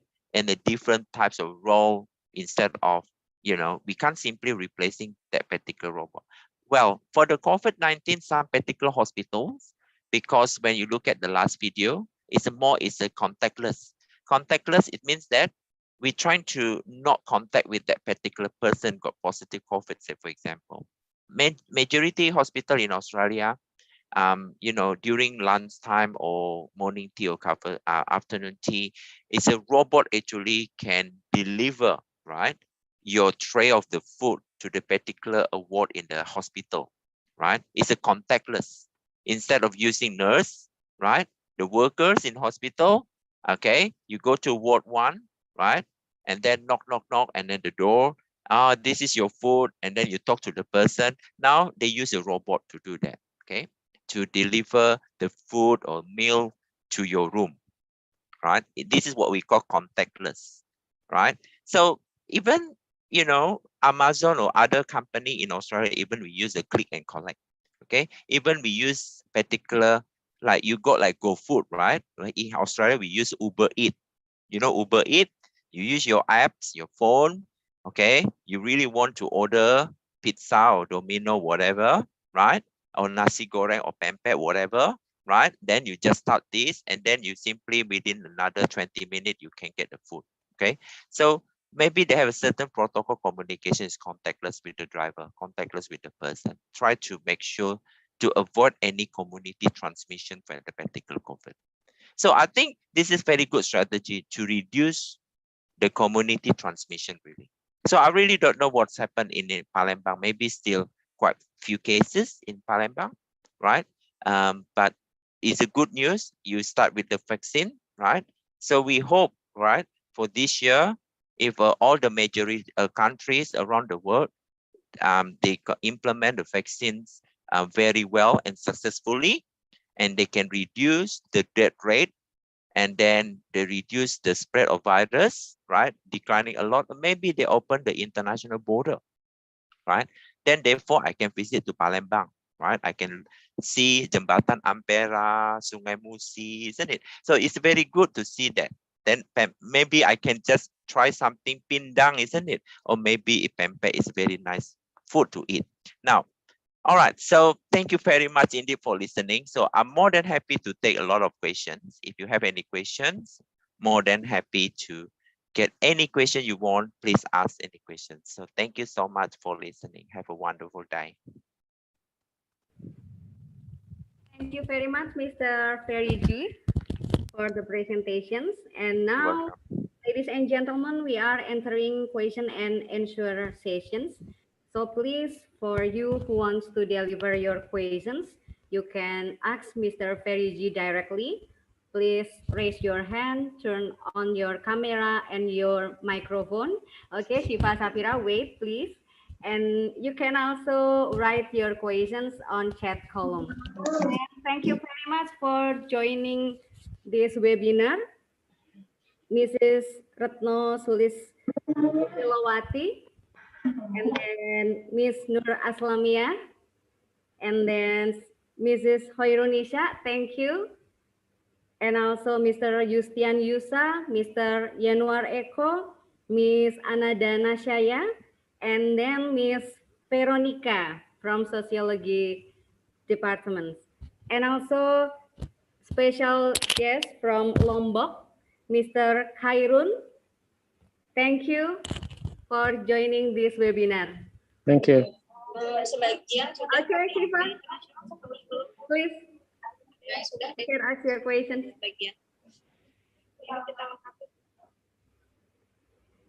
Thank you so much, Bu Rindang. Yeah, first of all, I would like to say thank you so much for our speaker today, Mr. Ferry. It is such an honor for us to have an amazing speaker like you today. So thank you for joining this webinar. So my question is, during, even after the pandemic that we know, the longer the pandemic going on in this whole world, which means that we will have more openness that also understanding how to use the online media or other strategies in communication business, and which means we need to move at least one step ahead to understand what kind of strategies in communication that we need to use to make sure that our consumer is still keep close to our products, right? Yes. And yeah, so my question is, I want to know your opinion about what kind of strategies that we could use to at least we could prove that our company or maybe our product could be moving one step ahead to keep close with our consumers, to ensure them that our product is safe, our company is safe, even use this product during the pandemic or maybe after the pandemic. Because I see what I see during the pandemic is we had some kind of trust issues, that we are so afraid to do something or doing things normally like before the pandemic is happening. So what is your opinion, sir, that we could use regarding to kind of strategies that we could use to ensure people, what kind of communication strategies that we could use, especially in Indonesia, I think. Thank you. Wonderful. Very good questions. Yes, in terms of the communication strategy for during and post COVID-19. So one thing actually, first step, we need to listen to the government. Okay, every country has maybe similar protocol in terms of the government process and policy. For instance, like what happened, last year, the longest lockdown in Melbourne. Melbourne actually the highest number in terms of community transmission. Now the government introduced compulsory wearing masks, say, for example. If you're not wearing masks, then definitely you need to pay fine, right? Fine, which means like maybe $200 fine, okay? And the police surrounding and check, right? So that particular number one, we need to listen to the government rule and then policy and process in terms of the COVID safe or COVID protocol in the workplace or in the business or in the station or any particular, any organization, because it's a mandatory from the government.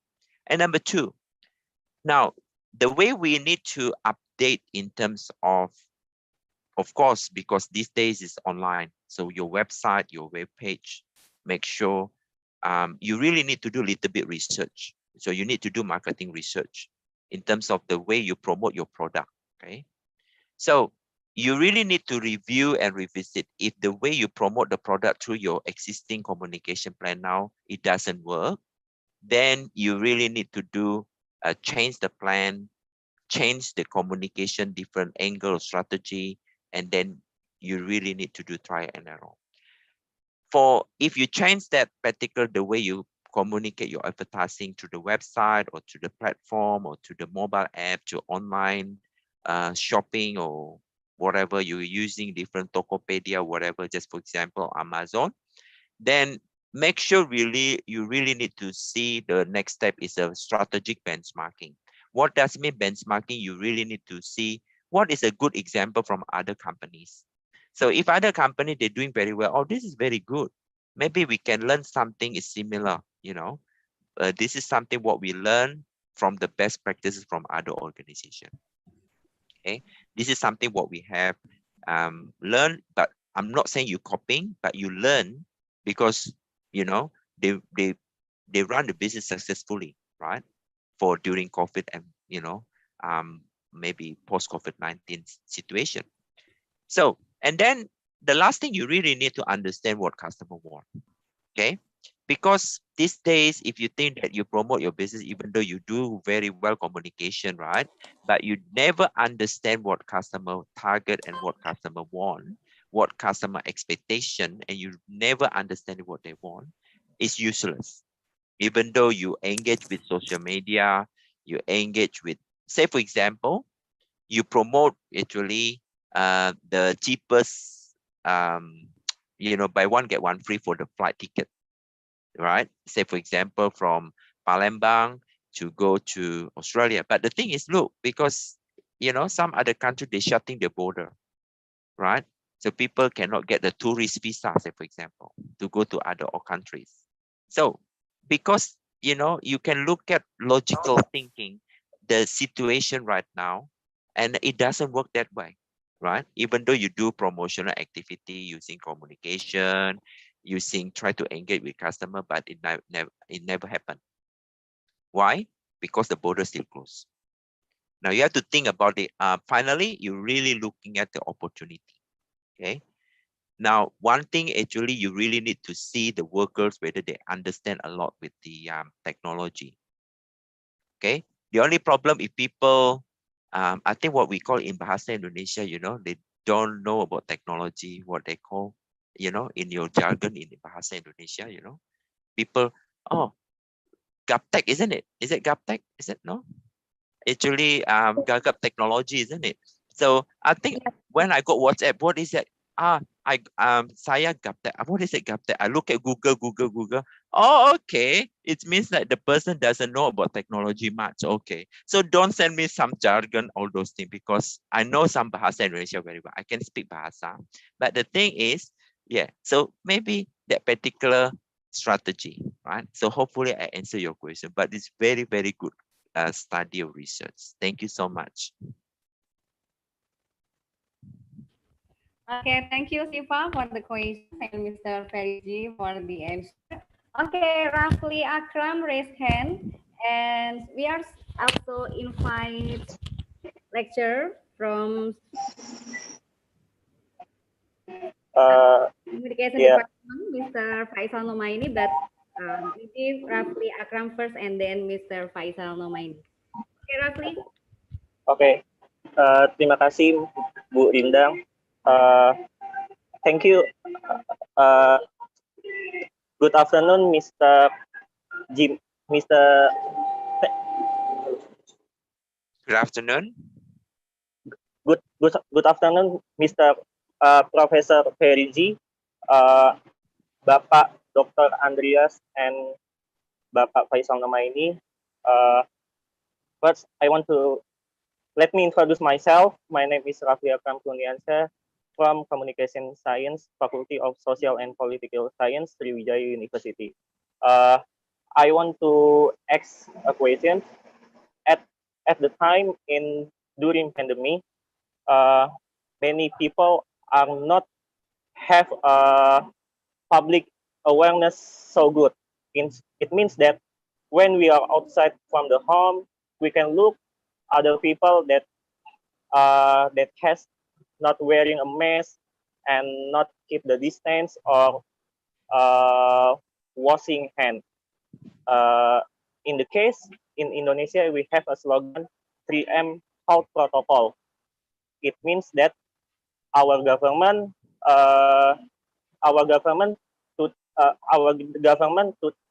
wants to take increase about the public awareness from the people. So my question is, what can government do to increase the public awareness of people in order to reduce the positive rate COVID-19 in country? Thank you, sir. Thank you, Prof. You're welcome. Right, very good questions, Rafli. Right, in terms of to strengthen for public awareness, I know this is something is the role of the government, or maybe in terms of the workers' awareness in a workplace is, of course, is a top management support. One thing actually, number one, of course, in terms of to change, right, the way habits is so difficult, right? Now, one thing actually we completely understand it's so difficult to change, right? To convince the public, make sure really to follow the COVID safe protocol, say for example. So number one, government keep going and then keep doing in terms of communication plan.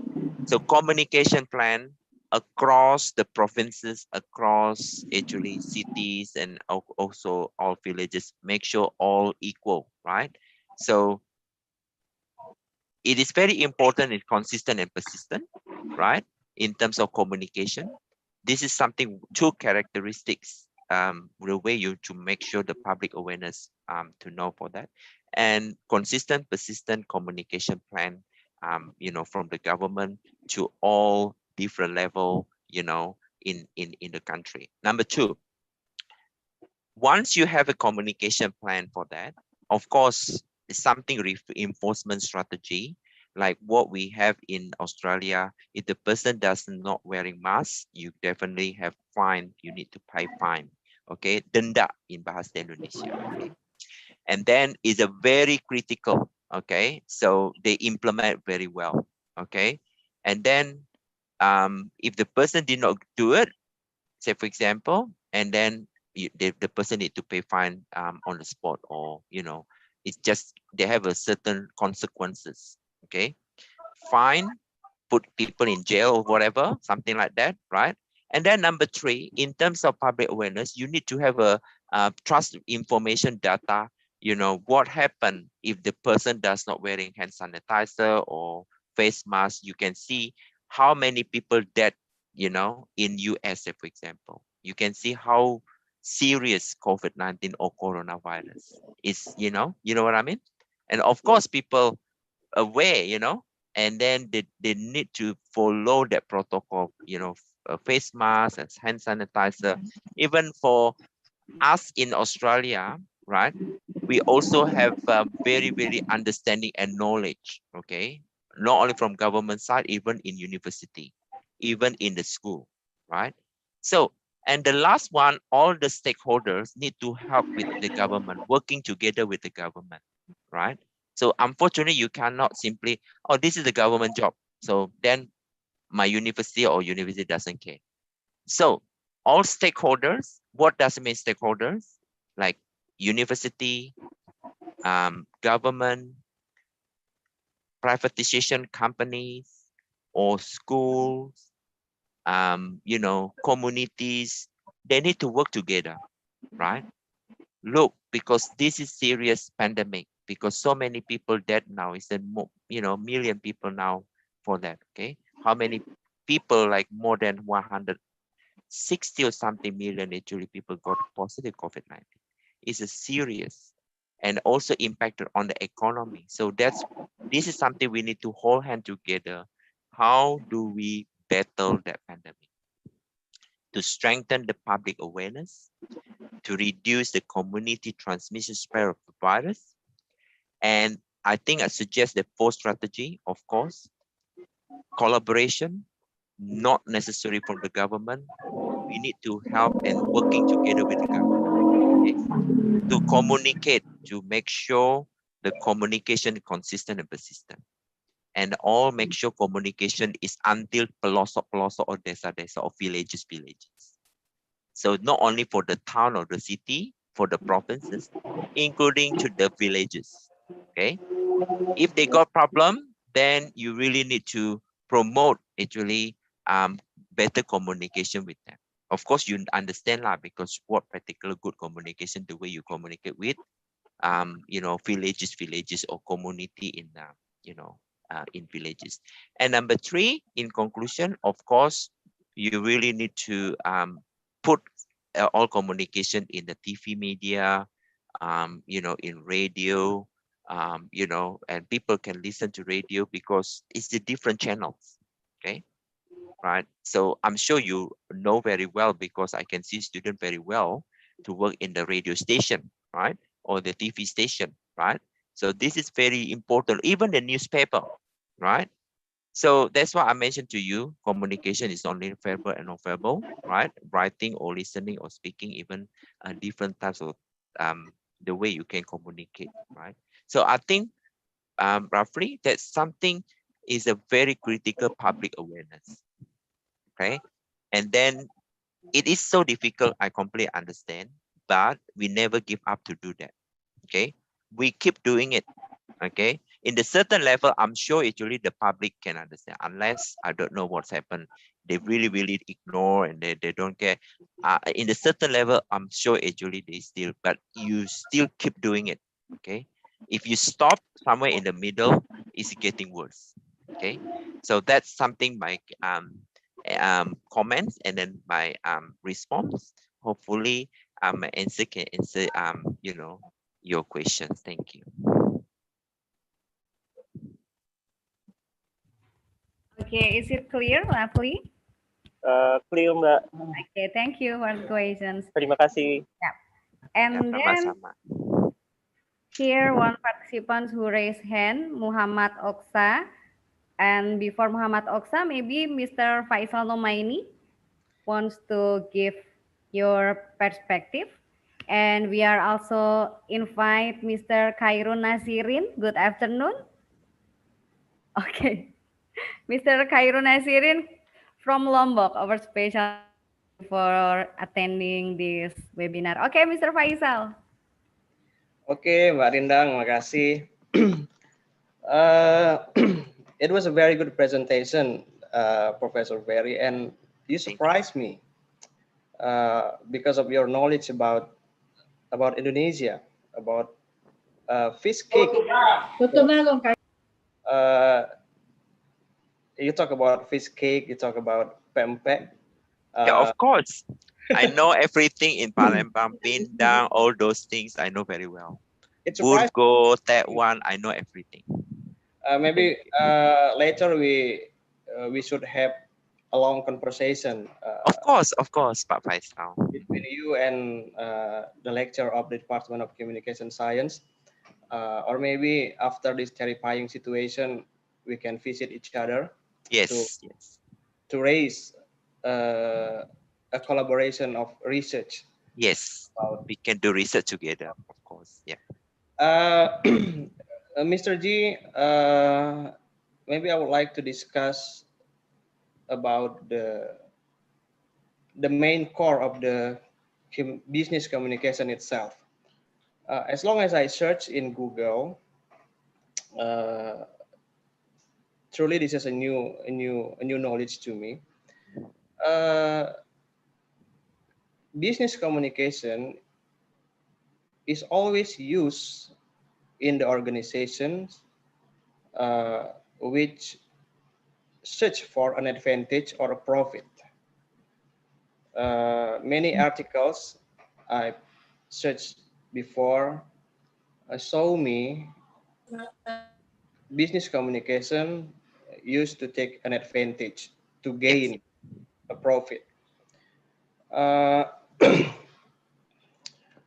I would like you to give a clear strategy or a clear example to us.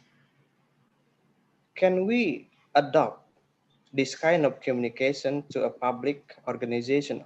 As you know, public organizational is not an organization to set a profit oriented. In Indonesia, public organizational is a bureaucracy itself or government. Or maybe we should modify the item in this kind of communication to be utilized, to be adopted in the government. Maybe this is not related to the COVID-19 topic, but it's disturbing me. I need to know about how government can use this kind of communication, because they need to change this. Nowadays social situation is changing, and they need to change, and of course they need a business communication in their plane. Okay, thank you, Mbak Rinda. Makasih, Professor G. You're welcome. Thank you very much indeed for your questions. The short answer, yes. The business communication or communication strategy itself is not necessary for a profit organization or businesses. According to literature review, you're correct, because a lot of research actually in the business communication side, business communication plan, business communication strategy, a lot more for the profit organization. However, that particular strategy can be implemented to the public sector, including government, like state university or public university, like what you're Unsri right now, or other government universities, for example, be able to do that. Now, quite a lot of research now these days, actually, in terms of communication plan and strategy in the public sector, or or even non-for-profit organization, even NGO, right? Non-government as well, but non-for-profit. Non-for-profit organization, but it's a private, such as like Donor Darah, yeah, or Red Cross. Itu kan is some other countries not belong to the government, okay, but it's not for profit. So communication strategy, yes, can be implemented for public and non for profit, or privatization, of course. But if you really want to do research now in terms of the trend, you'll be able to promote what types of communication strategy and plan for a public actually sector in Indonesia context, right?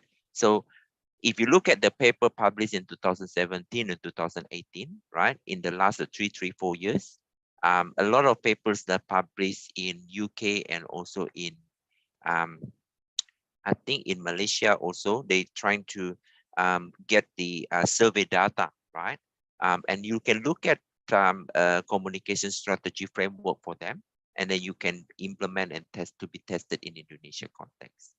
So the short answer, what I presented in terms of communication strategy, some particular element can be implemented, of course, right, in the public sector. Say, for example, you're redesigning that particular communication plan or strategy. Due to COVID, you really need to redesign and look at what your crisis communication plan, right? Particular in, this is very general, every organization can do that. And number 3, of course, you really need to look at what stakeholder expectation. Since you are non-for-profit or under government or public sector, you really need to understand, instead of customer, then you can utilize to understand a better understanding, you know, stakeholder expectation. So what stakeholder expectation in the public sector, right?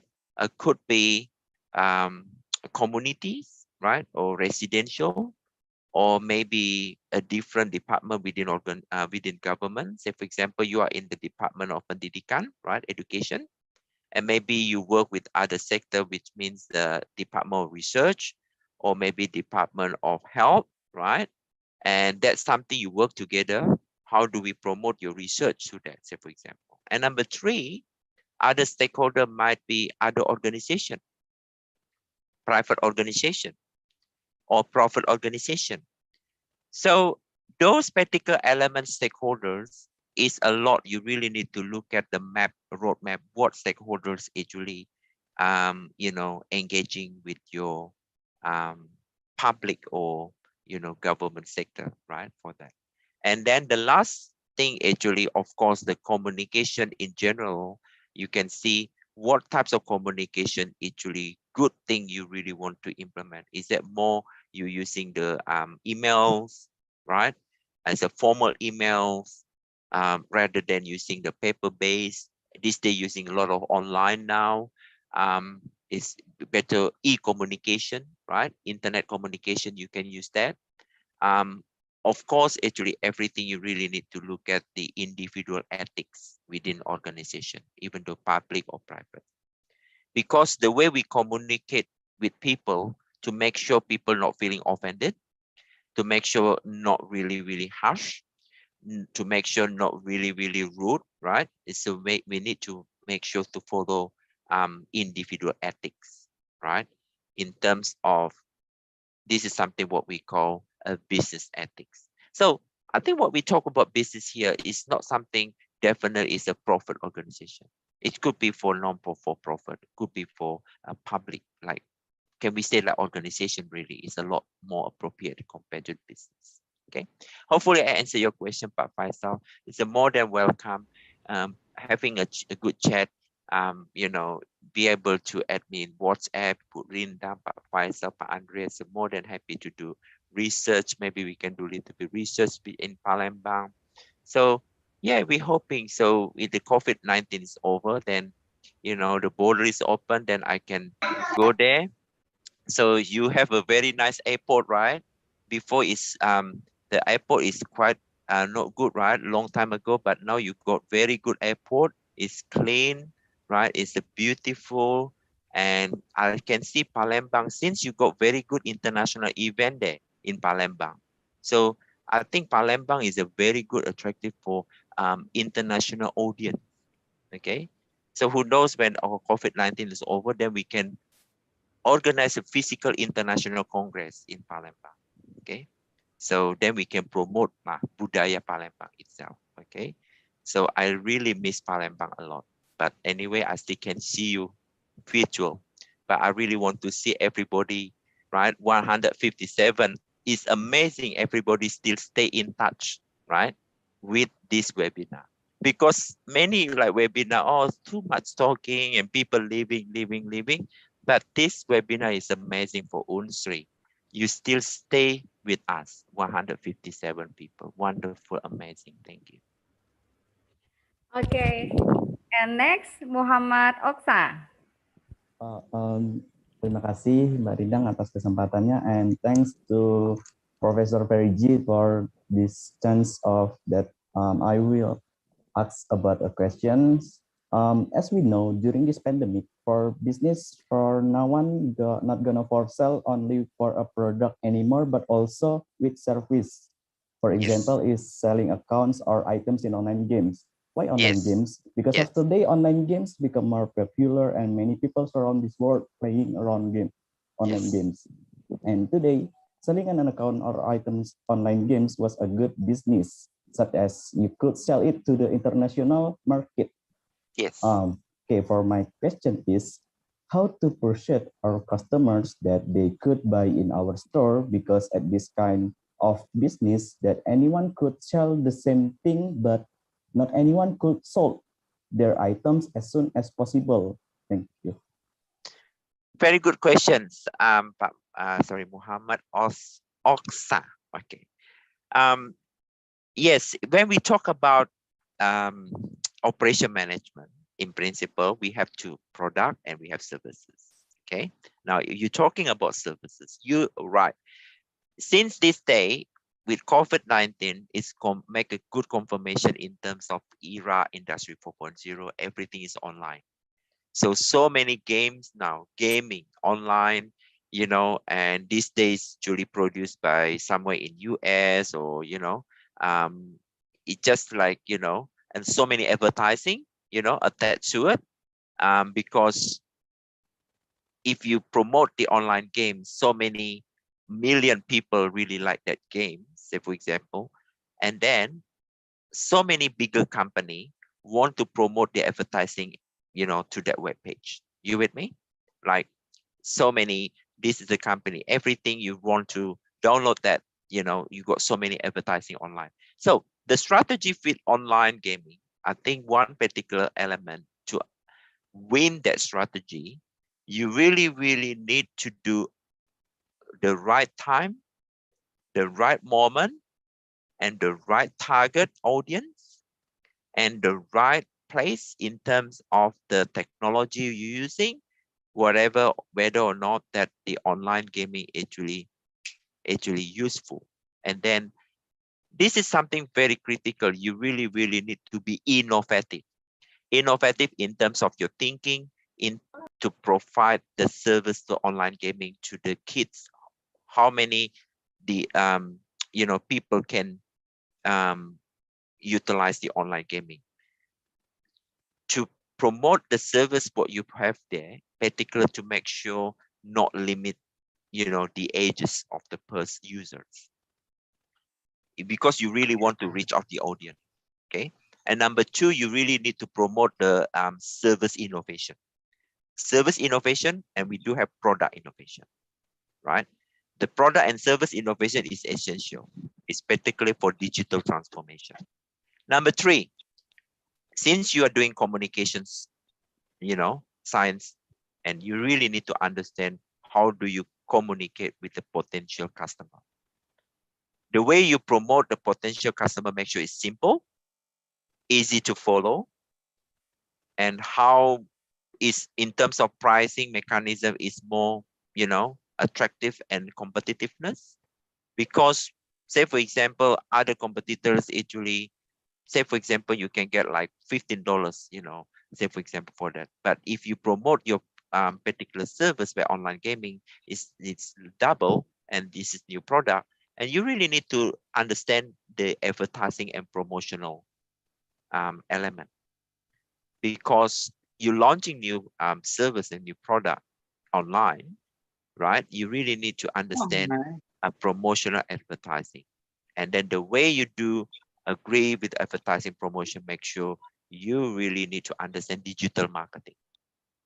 Digitalization marketing concept is very important. So unfortunately, there are three capabilities you really need to understand: digital marketing, digital transformation in terms of technology itself.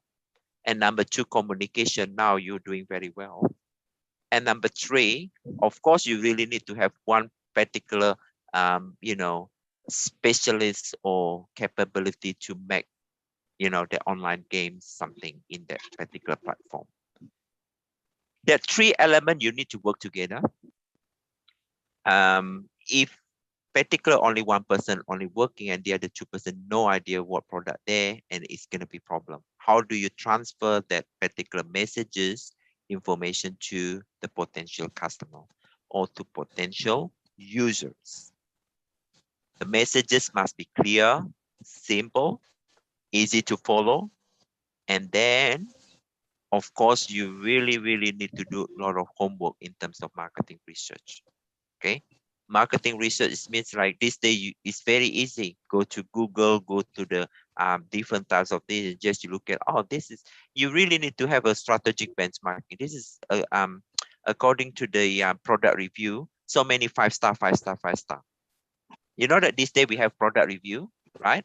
So after you download and customer give you comments, right? Because the customer responds, reply.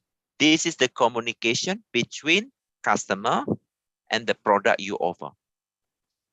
Whether or not that's a positive response or negative response. If you got 1 or 2 star, not good, right? Nobody want to come to go to your website. So the product review is very important communication. The way you maintain and continuously looking at opportunity, looking at the response, looking at opportunity for continuous improvement, the product or the service you offer, right? It's something you have to put in the action. If you're not doing anything, this is something is so difficult to move on. Okay, especially for this day, for COVID-19, the majority, I think, is about between 1/3 to half of the population still online, right? I'm sure actually Unsri still online, right? Okay, the Indonesia actually still online. So hopefully by July, maybe moving to offline, hopefully. Okay, so I'm not quite sure now what happened in Palembang. So this particular people online, 24 hours, 7 days, you know, like last night I was sleeping at 2 a.m. in the morning because they have a webinar in US, okay, in UCLA, because we got time different, right? So they invite me, the times different. So therefore, it's so difficult because when you work in, you know, in front of the computer or technology, it's pretty much non-stop 24/7. Okay, because easy to access very quickly, even though internet is very fast. So you online, and then you follow the trend. It's very important. But again, finally, focus. Focus is very important. What does it mean, focus? It means like you commit yourself and you never get any distractive anything. You focus, you're doing it, and this is my target, this is my plan. I really want to complete, it's done by maybe in June, and then the product is going to be launching, and this online game is going to be trial, and you really need to follow the project timeline for that. Okay, focus. Because if you're not focused, it's all over the place, all messy, and the end of the day, kacau balau. Okay, it's nothing happen. Nothing happen, you're upset, waste your time, and you know, waste your energy, right? And then akhirnya membeli, right? Membeli, it means like nothing happened, isn't it? Okay, so anyway, too much talking. Thank you so much, the Oksa. So all the best. I think you're doing very good question. Okay, because you finding good opportunity there, right? Because I really like the new generation, your brain, opportunity, and this is something I like it because now everybody still stay with us. 150 more stay with us, learning, experience, getting opportunity, never give up. And this is something, the attitude for the new generation. Because if membeli, mentalnya seperti tahu dan tempe, dibecak langsung hancur, no.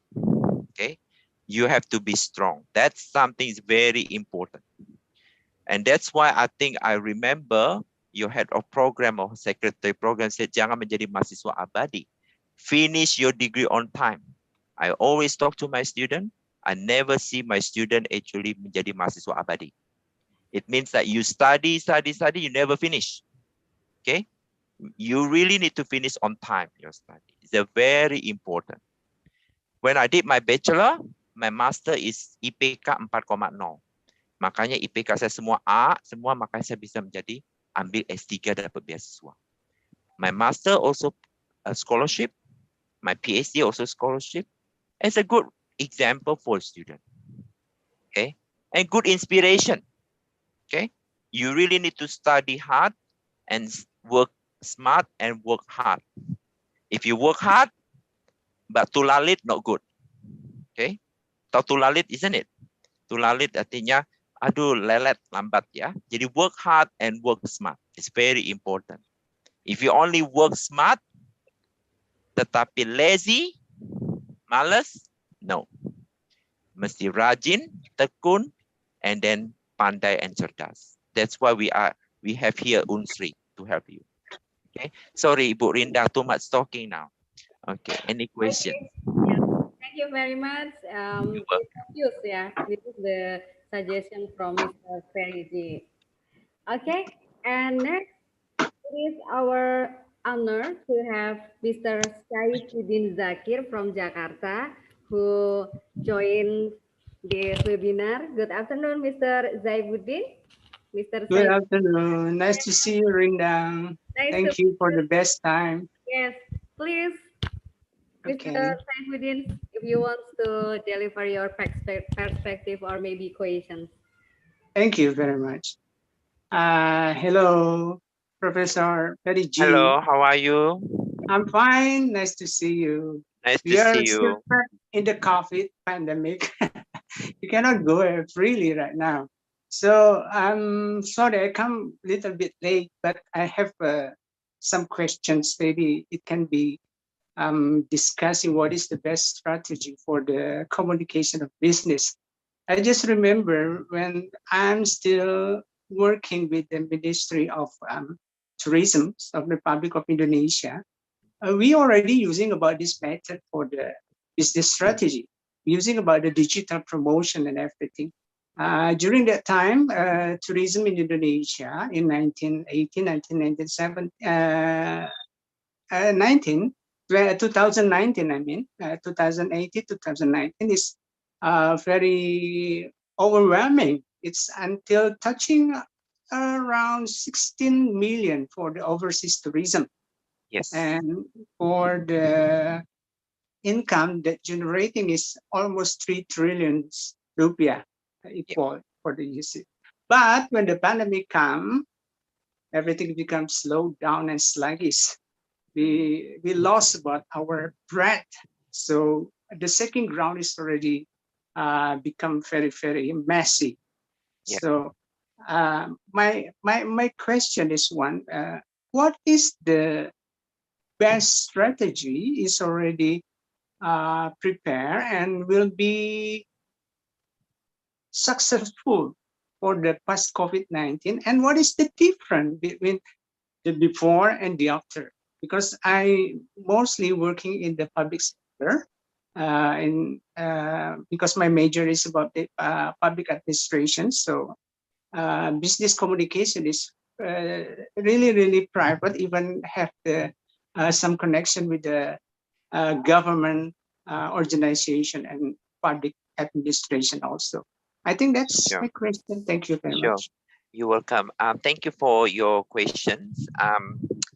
Well, according to practitioners, even like people talk about the post-COVID-19, pretty much they mention about new normal environment. But, you know, I think when you ask me question, what's the difference, new normal, pretty much with the before COVID, when you look at the framework of protocol in terms of the government or maybe in under United Nations, since particular virus that corona actually happening, one particular element actually introduced for health actually or occupational health and safety in terms of in the workplace is more you know, highly considerable, like a hand sanitizer station, or you know, if something happen, outbreak, for instance, like social distancing requirement, and then different types of protocol in that country or in that workstation, really,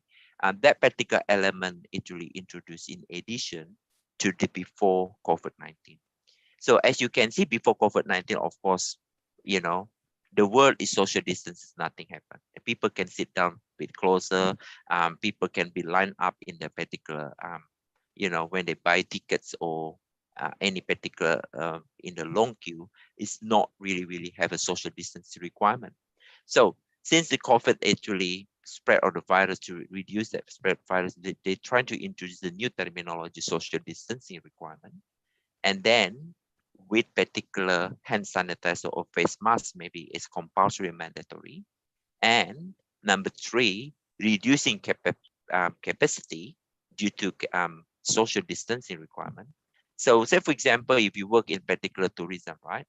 And you have your business maybe function, and the function you can have 300 people, right, gathering. But due to social distancing, maybe because the virus still there, and maybe for the new normal, right? And then reduce capacity into 150, okay? So this is about reduce capacity reduction is slightly the new normal parameter, right? If you look at before COVID-19, it's not there, right? In terms of the best communication strategy or the best particular business strategy in terms of what you're saying in the post-COVID, of course, you really need to redesign and look at the roadmap. And then number two, looking at what types of good opportunity to make sure that business or tourism, particular hospitality sectors can grow. What does it mean can grow? This is something you need to look at the continuity, the business continuity planning, and that's a business resilience. That's something my project now in Western Australia, to look at the business continuity and business resilience, upskilling and reskilling for the Western Australian small medium enterprises, for example. So that particular element, but of course under that we have so many, you know, when I'm talking about the lower level, different types of, you know, different types of dimensions, right? So in terms of continuity and resilience, you really need to have a risk management strategy plan. Before COVID, it's totally different, your risk and management strategy plan with the post-COVID-19, okay? So, and then the last thing, you really need to get support from the top management, okay? It's very important to look at stakeholder expectation, collaboration among stakeholders, need to work together to promote the business continuity in your sector, okay? So this is something, you know, I'm maybe give a suggestion, but of course, a lot of journal article actually presented a different angle, different types of recommendation and configuration in terms of the post-COVID era or comparison with the before COVID. And this is something whether any statistical different, but of course, with some other countries, they're still in the during COVID because still the number of cases is still very high, right? So this is something like a good piece of research actually you can look at, and then giving the good confirmation what your sector you're doing now in terms of post-COVID era comparing to then before COVID, which is you need to look at the before the 2020, say for example, okay? Any statistic different, right, in terms of that particular strategy. Hopefully the answer my question. Thank you. Okay. Thank you, Mr. Thank you. Saifuddin Zakir. Yep. Okay. We are sorry, Tasha Adinda, because the time so limited, so I need to close this question and answer sessions. But we have the last question from Alda Olivia. Sir, with our situation right now, I want to ask how to plan business communication effectively with a group that each member separated by region. Okay, maybe I just need to answer quickly because I need to leave in 15 minutes. I need to go to another meeting. At my time is 1:30. Sorry, can you repeat again the questions? Yes. I want to ask how to plan business communication effectively with a group that each member separated by regions. Well, one thing you really need to understand the culture.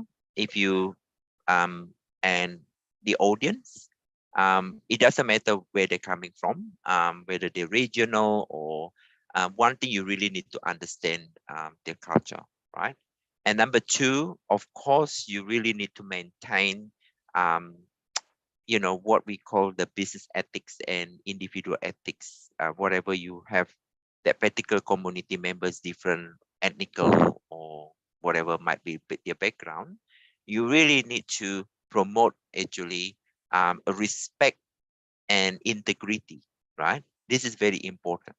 So respect, integrity, like what you can see the ECU, what are coming from now, the Edith Cowan University, we have the value. ECU value is a respect, integrity, and rational inquiry. So I think the short answer might be the first, you really need to understand their culture. It doesn't matter whether they're coming from the regional, coming from different ethnical background or different types of religion might be. And number two, you really need to maintain the value. The value when the member coming from, whether or not they are, you know, in terms of to respect them, with respect and integrity, right? And then, of course, you really need to look at any opportunities, particular, whether or not it's going to be attractive, actually, particular collaboration might be, or it depends what types of goal or objective of that meeting or that event might be.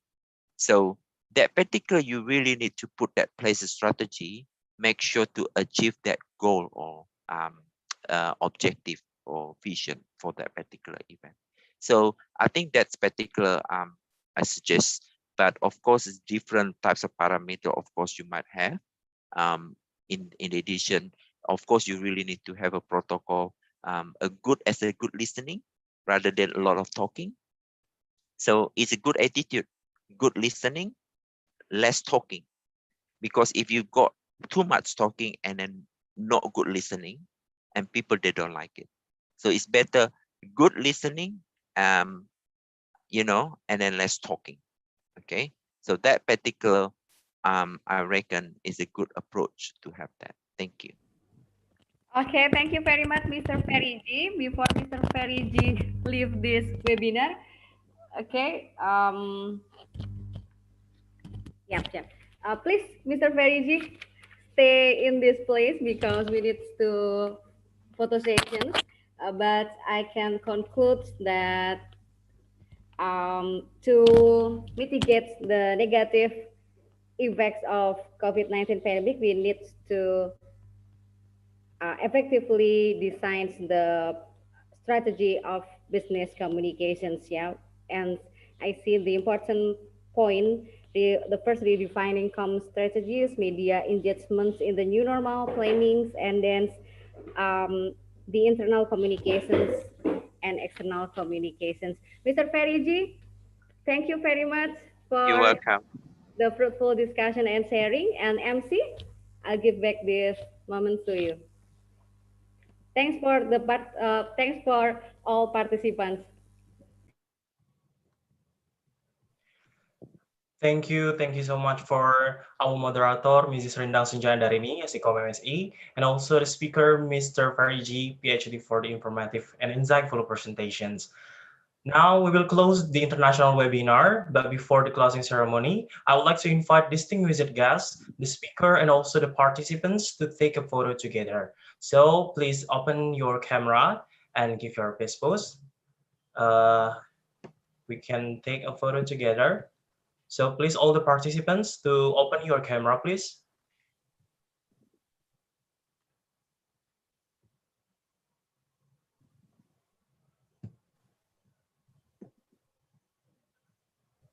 Okay, one more. Give smile, jangan cembetut ya semuanya. Give your best smile. Okay, thank you very much. You're welcome. Okay, thank you very much for all the participants. And now we have finished all our sessions and agenda of event for today. Now I will leave you with a quote by Stewart Brand, an author and innovative thinker, who once said, "We can see the past but not fully influence it. We can influence the future but not see it. Let us be guided by all the things we have learned and heard through the international webinar and be able to see and influence our future." Thank you very much. And before we part, please accept this first from me. Kalau ada jarum yang patah, jangan disimpan di dalam peti. Kalau ada silap dan salah, harap sudi maafkan kami. Which means, please forgive me for our shortcomings. It's me, Rafli Holland. Till with me, we meet again, perhaps in the next webinar. Stay safe, stay healthy, always wear your mask, and implement health protocol wherever you are. Wassalamualaikum warahmatullahi wabarakatuh. Waalaikumsalam warahmatullahi wabarakatuh. Warahmatullahi wabarakatuh.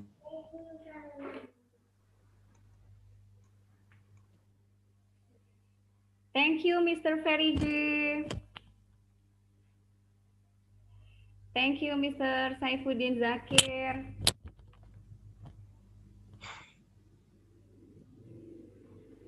Thank you so much for all the participants who attend in this webinar. And then our beautiful moderator, Mrs. Rina Senjanarini, you're so gorgeous for today. And you too, Rafli. Thank you very much. As usual.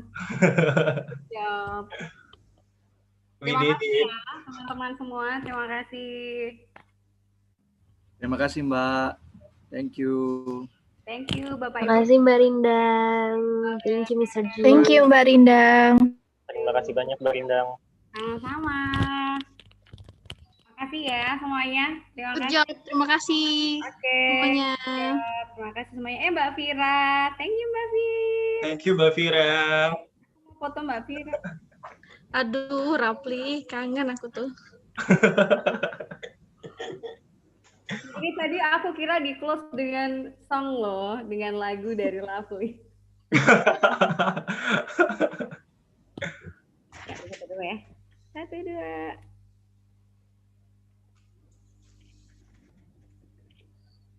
Mbak Fir, lihat sini. Thank you. Thank you ya, izin live ya. Sekarang yuk. Bye semua. Makasih Mbak. Thank you, Mbak Rindang. Makasih, Mbak. Thank you. Pak Faisal. Our lecture. Assalamualaikum. Dadah. Oke, thank you Bella. Makasih. Kerja keras semua ya. Ya Pak, sama-sama Pak. Terima kasih, Pak. Pak ya. Makasih Pak Faisal. Terima kasih Pak. Makasih Pak. Sudah dewasa Rapli sekarang ya. Setahun. Oke Rapli, makasih Rapli ya. Makasih Pak. Rapli Holland ya, benar-benar.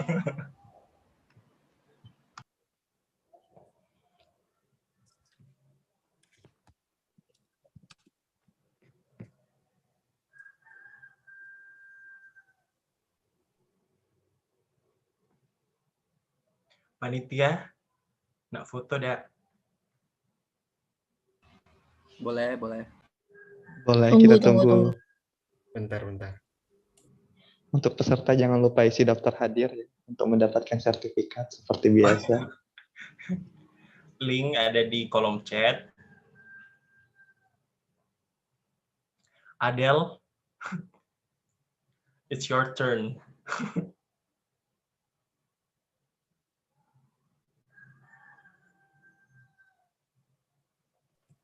Baik, untuk kepada seluruh peserta webinar, international webinar, dipersilakan untuk meninggalkan ruangan Zoom ini ya.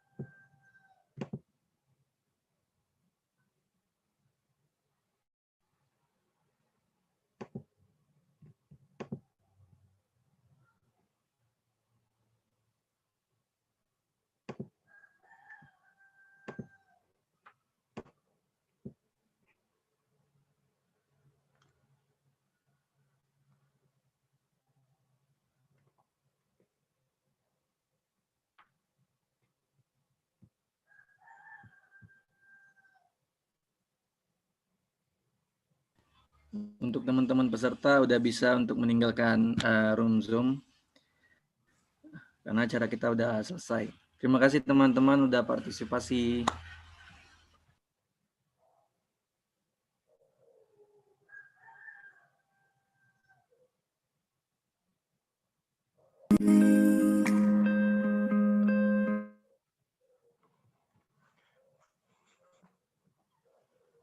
Lanjut. Gas, lanjut. Kenapa tadi?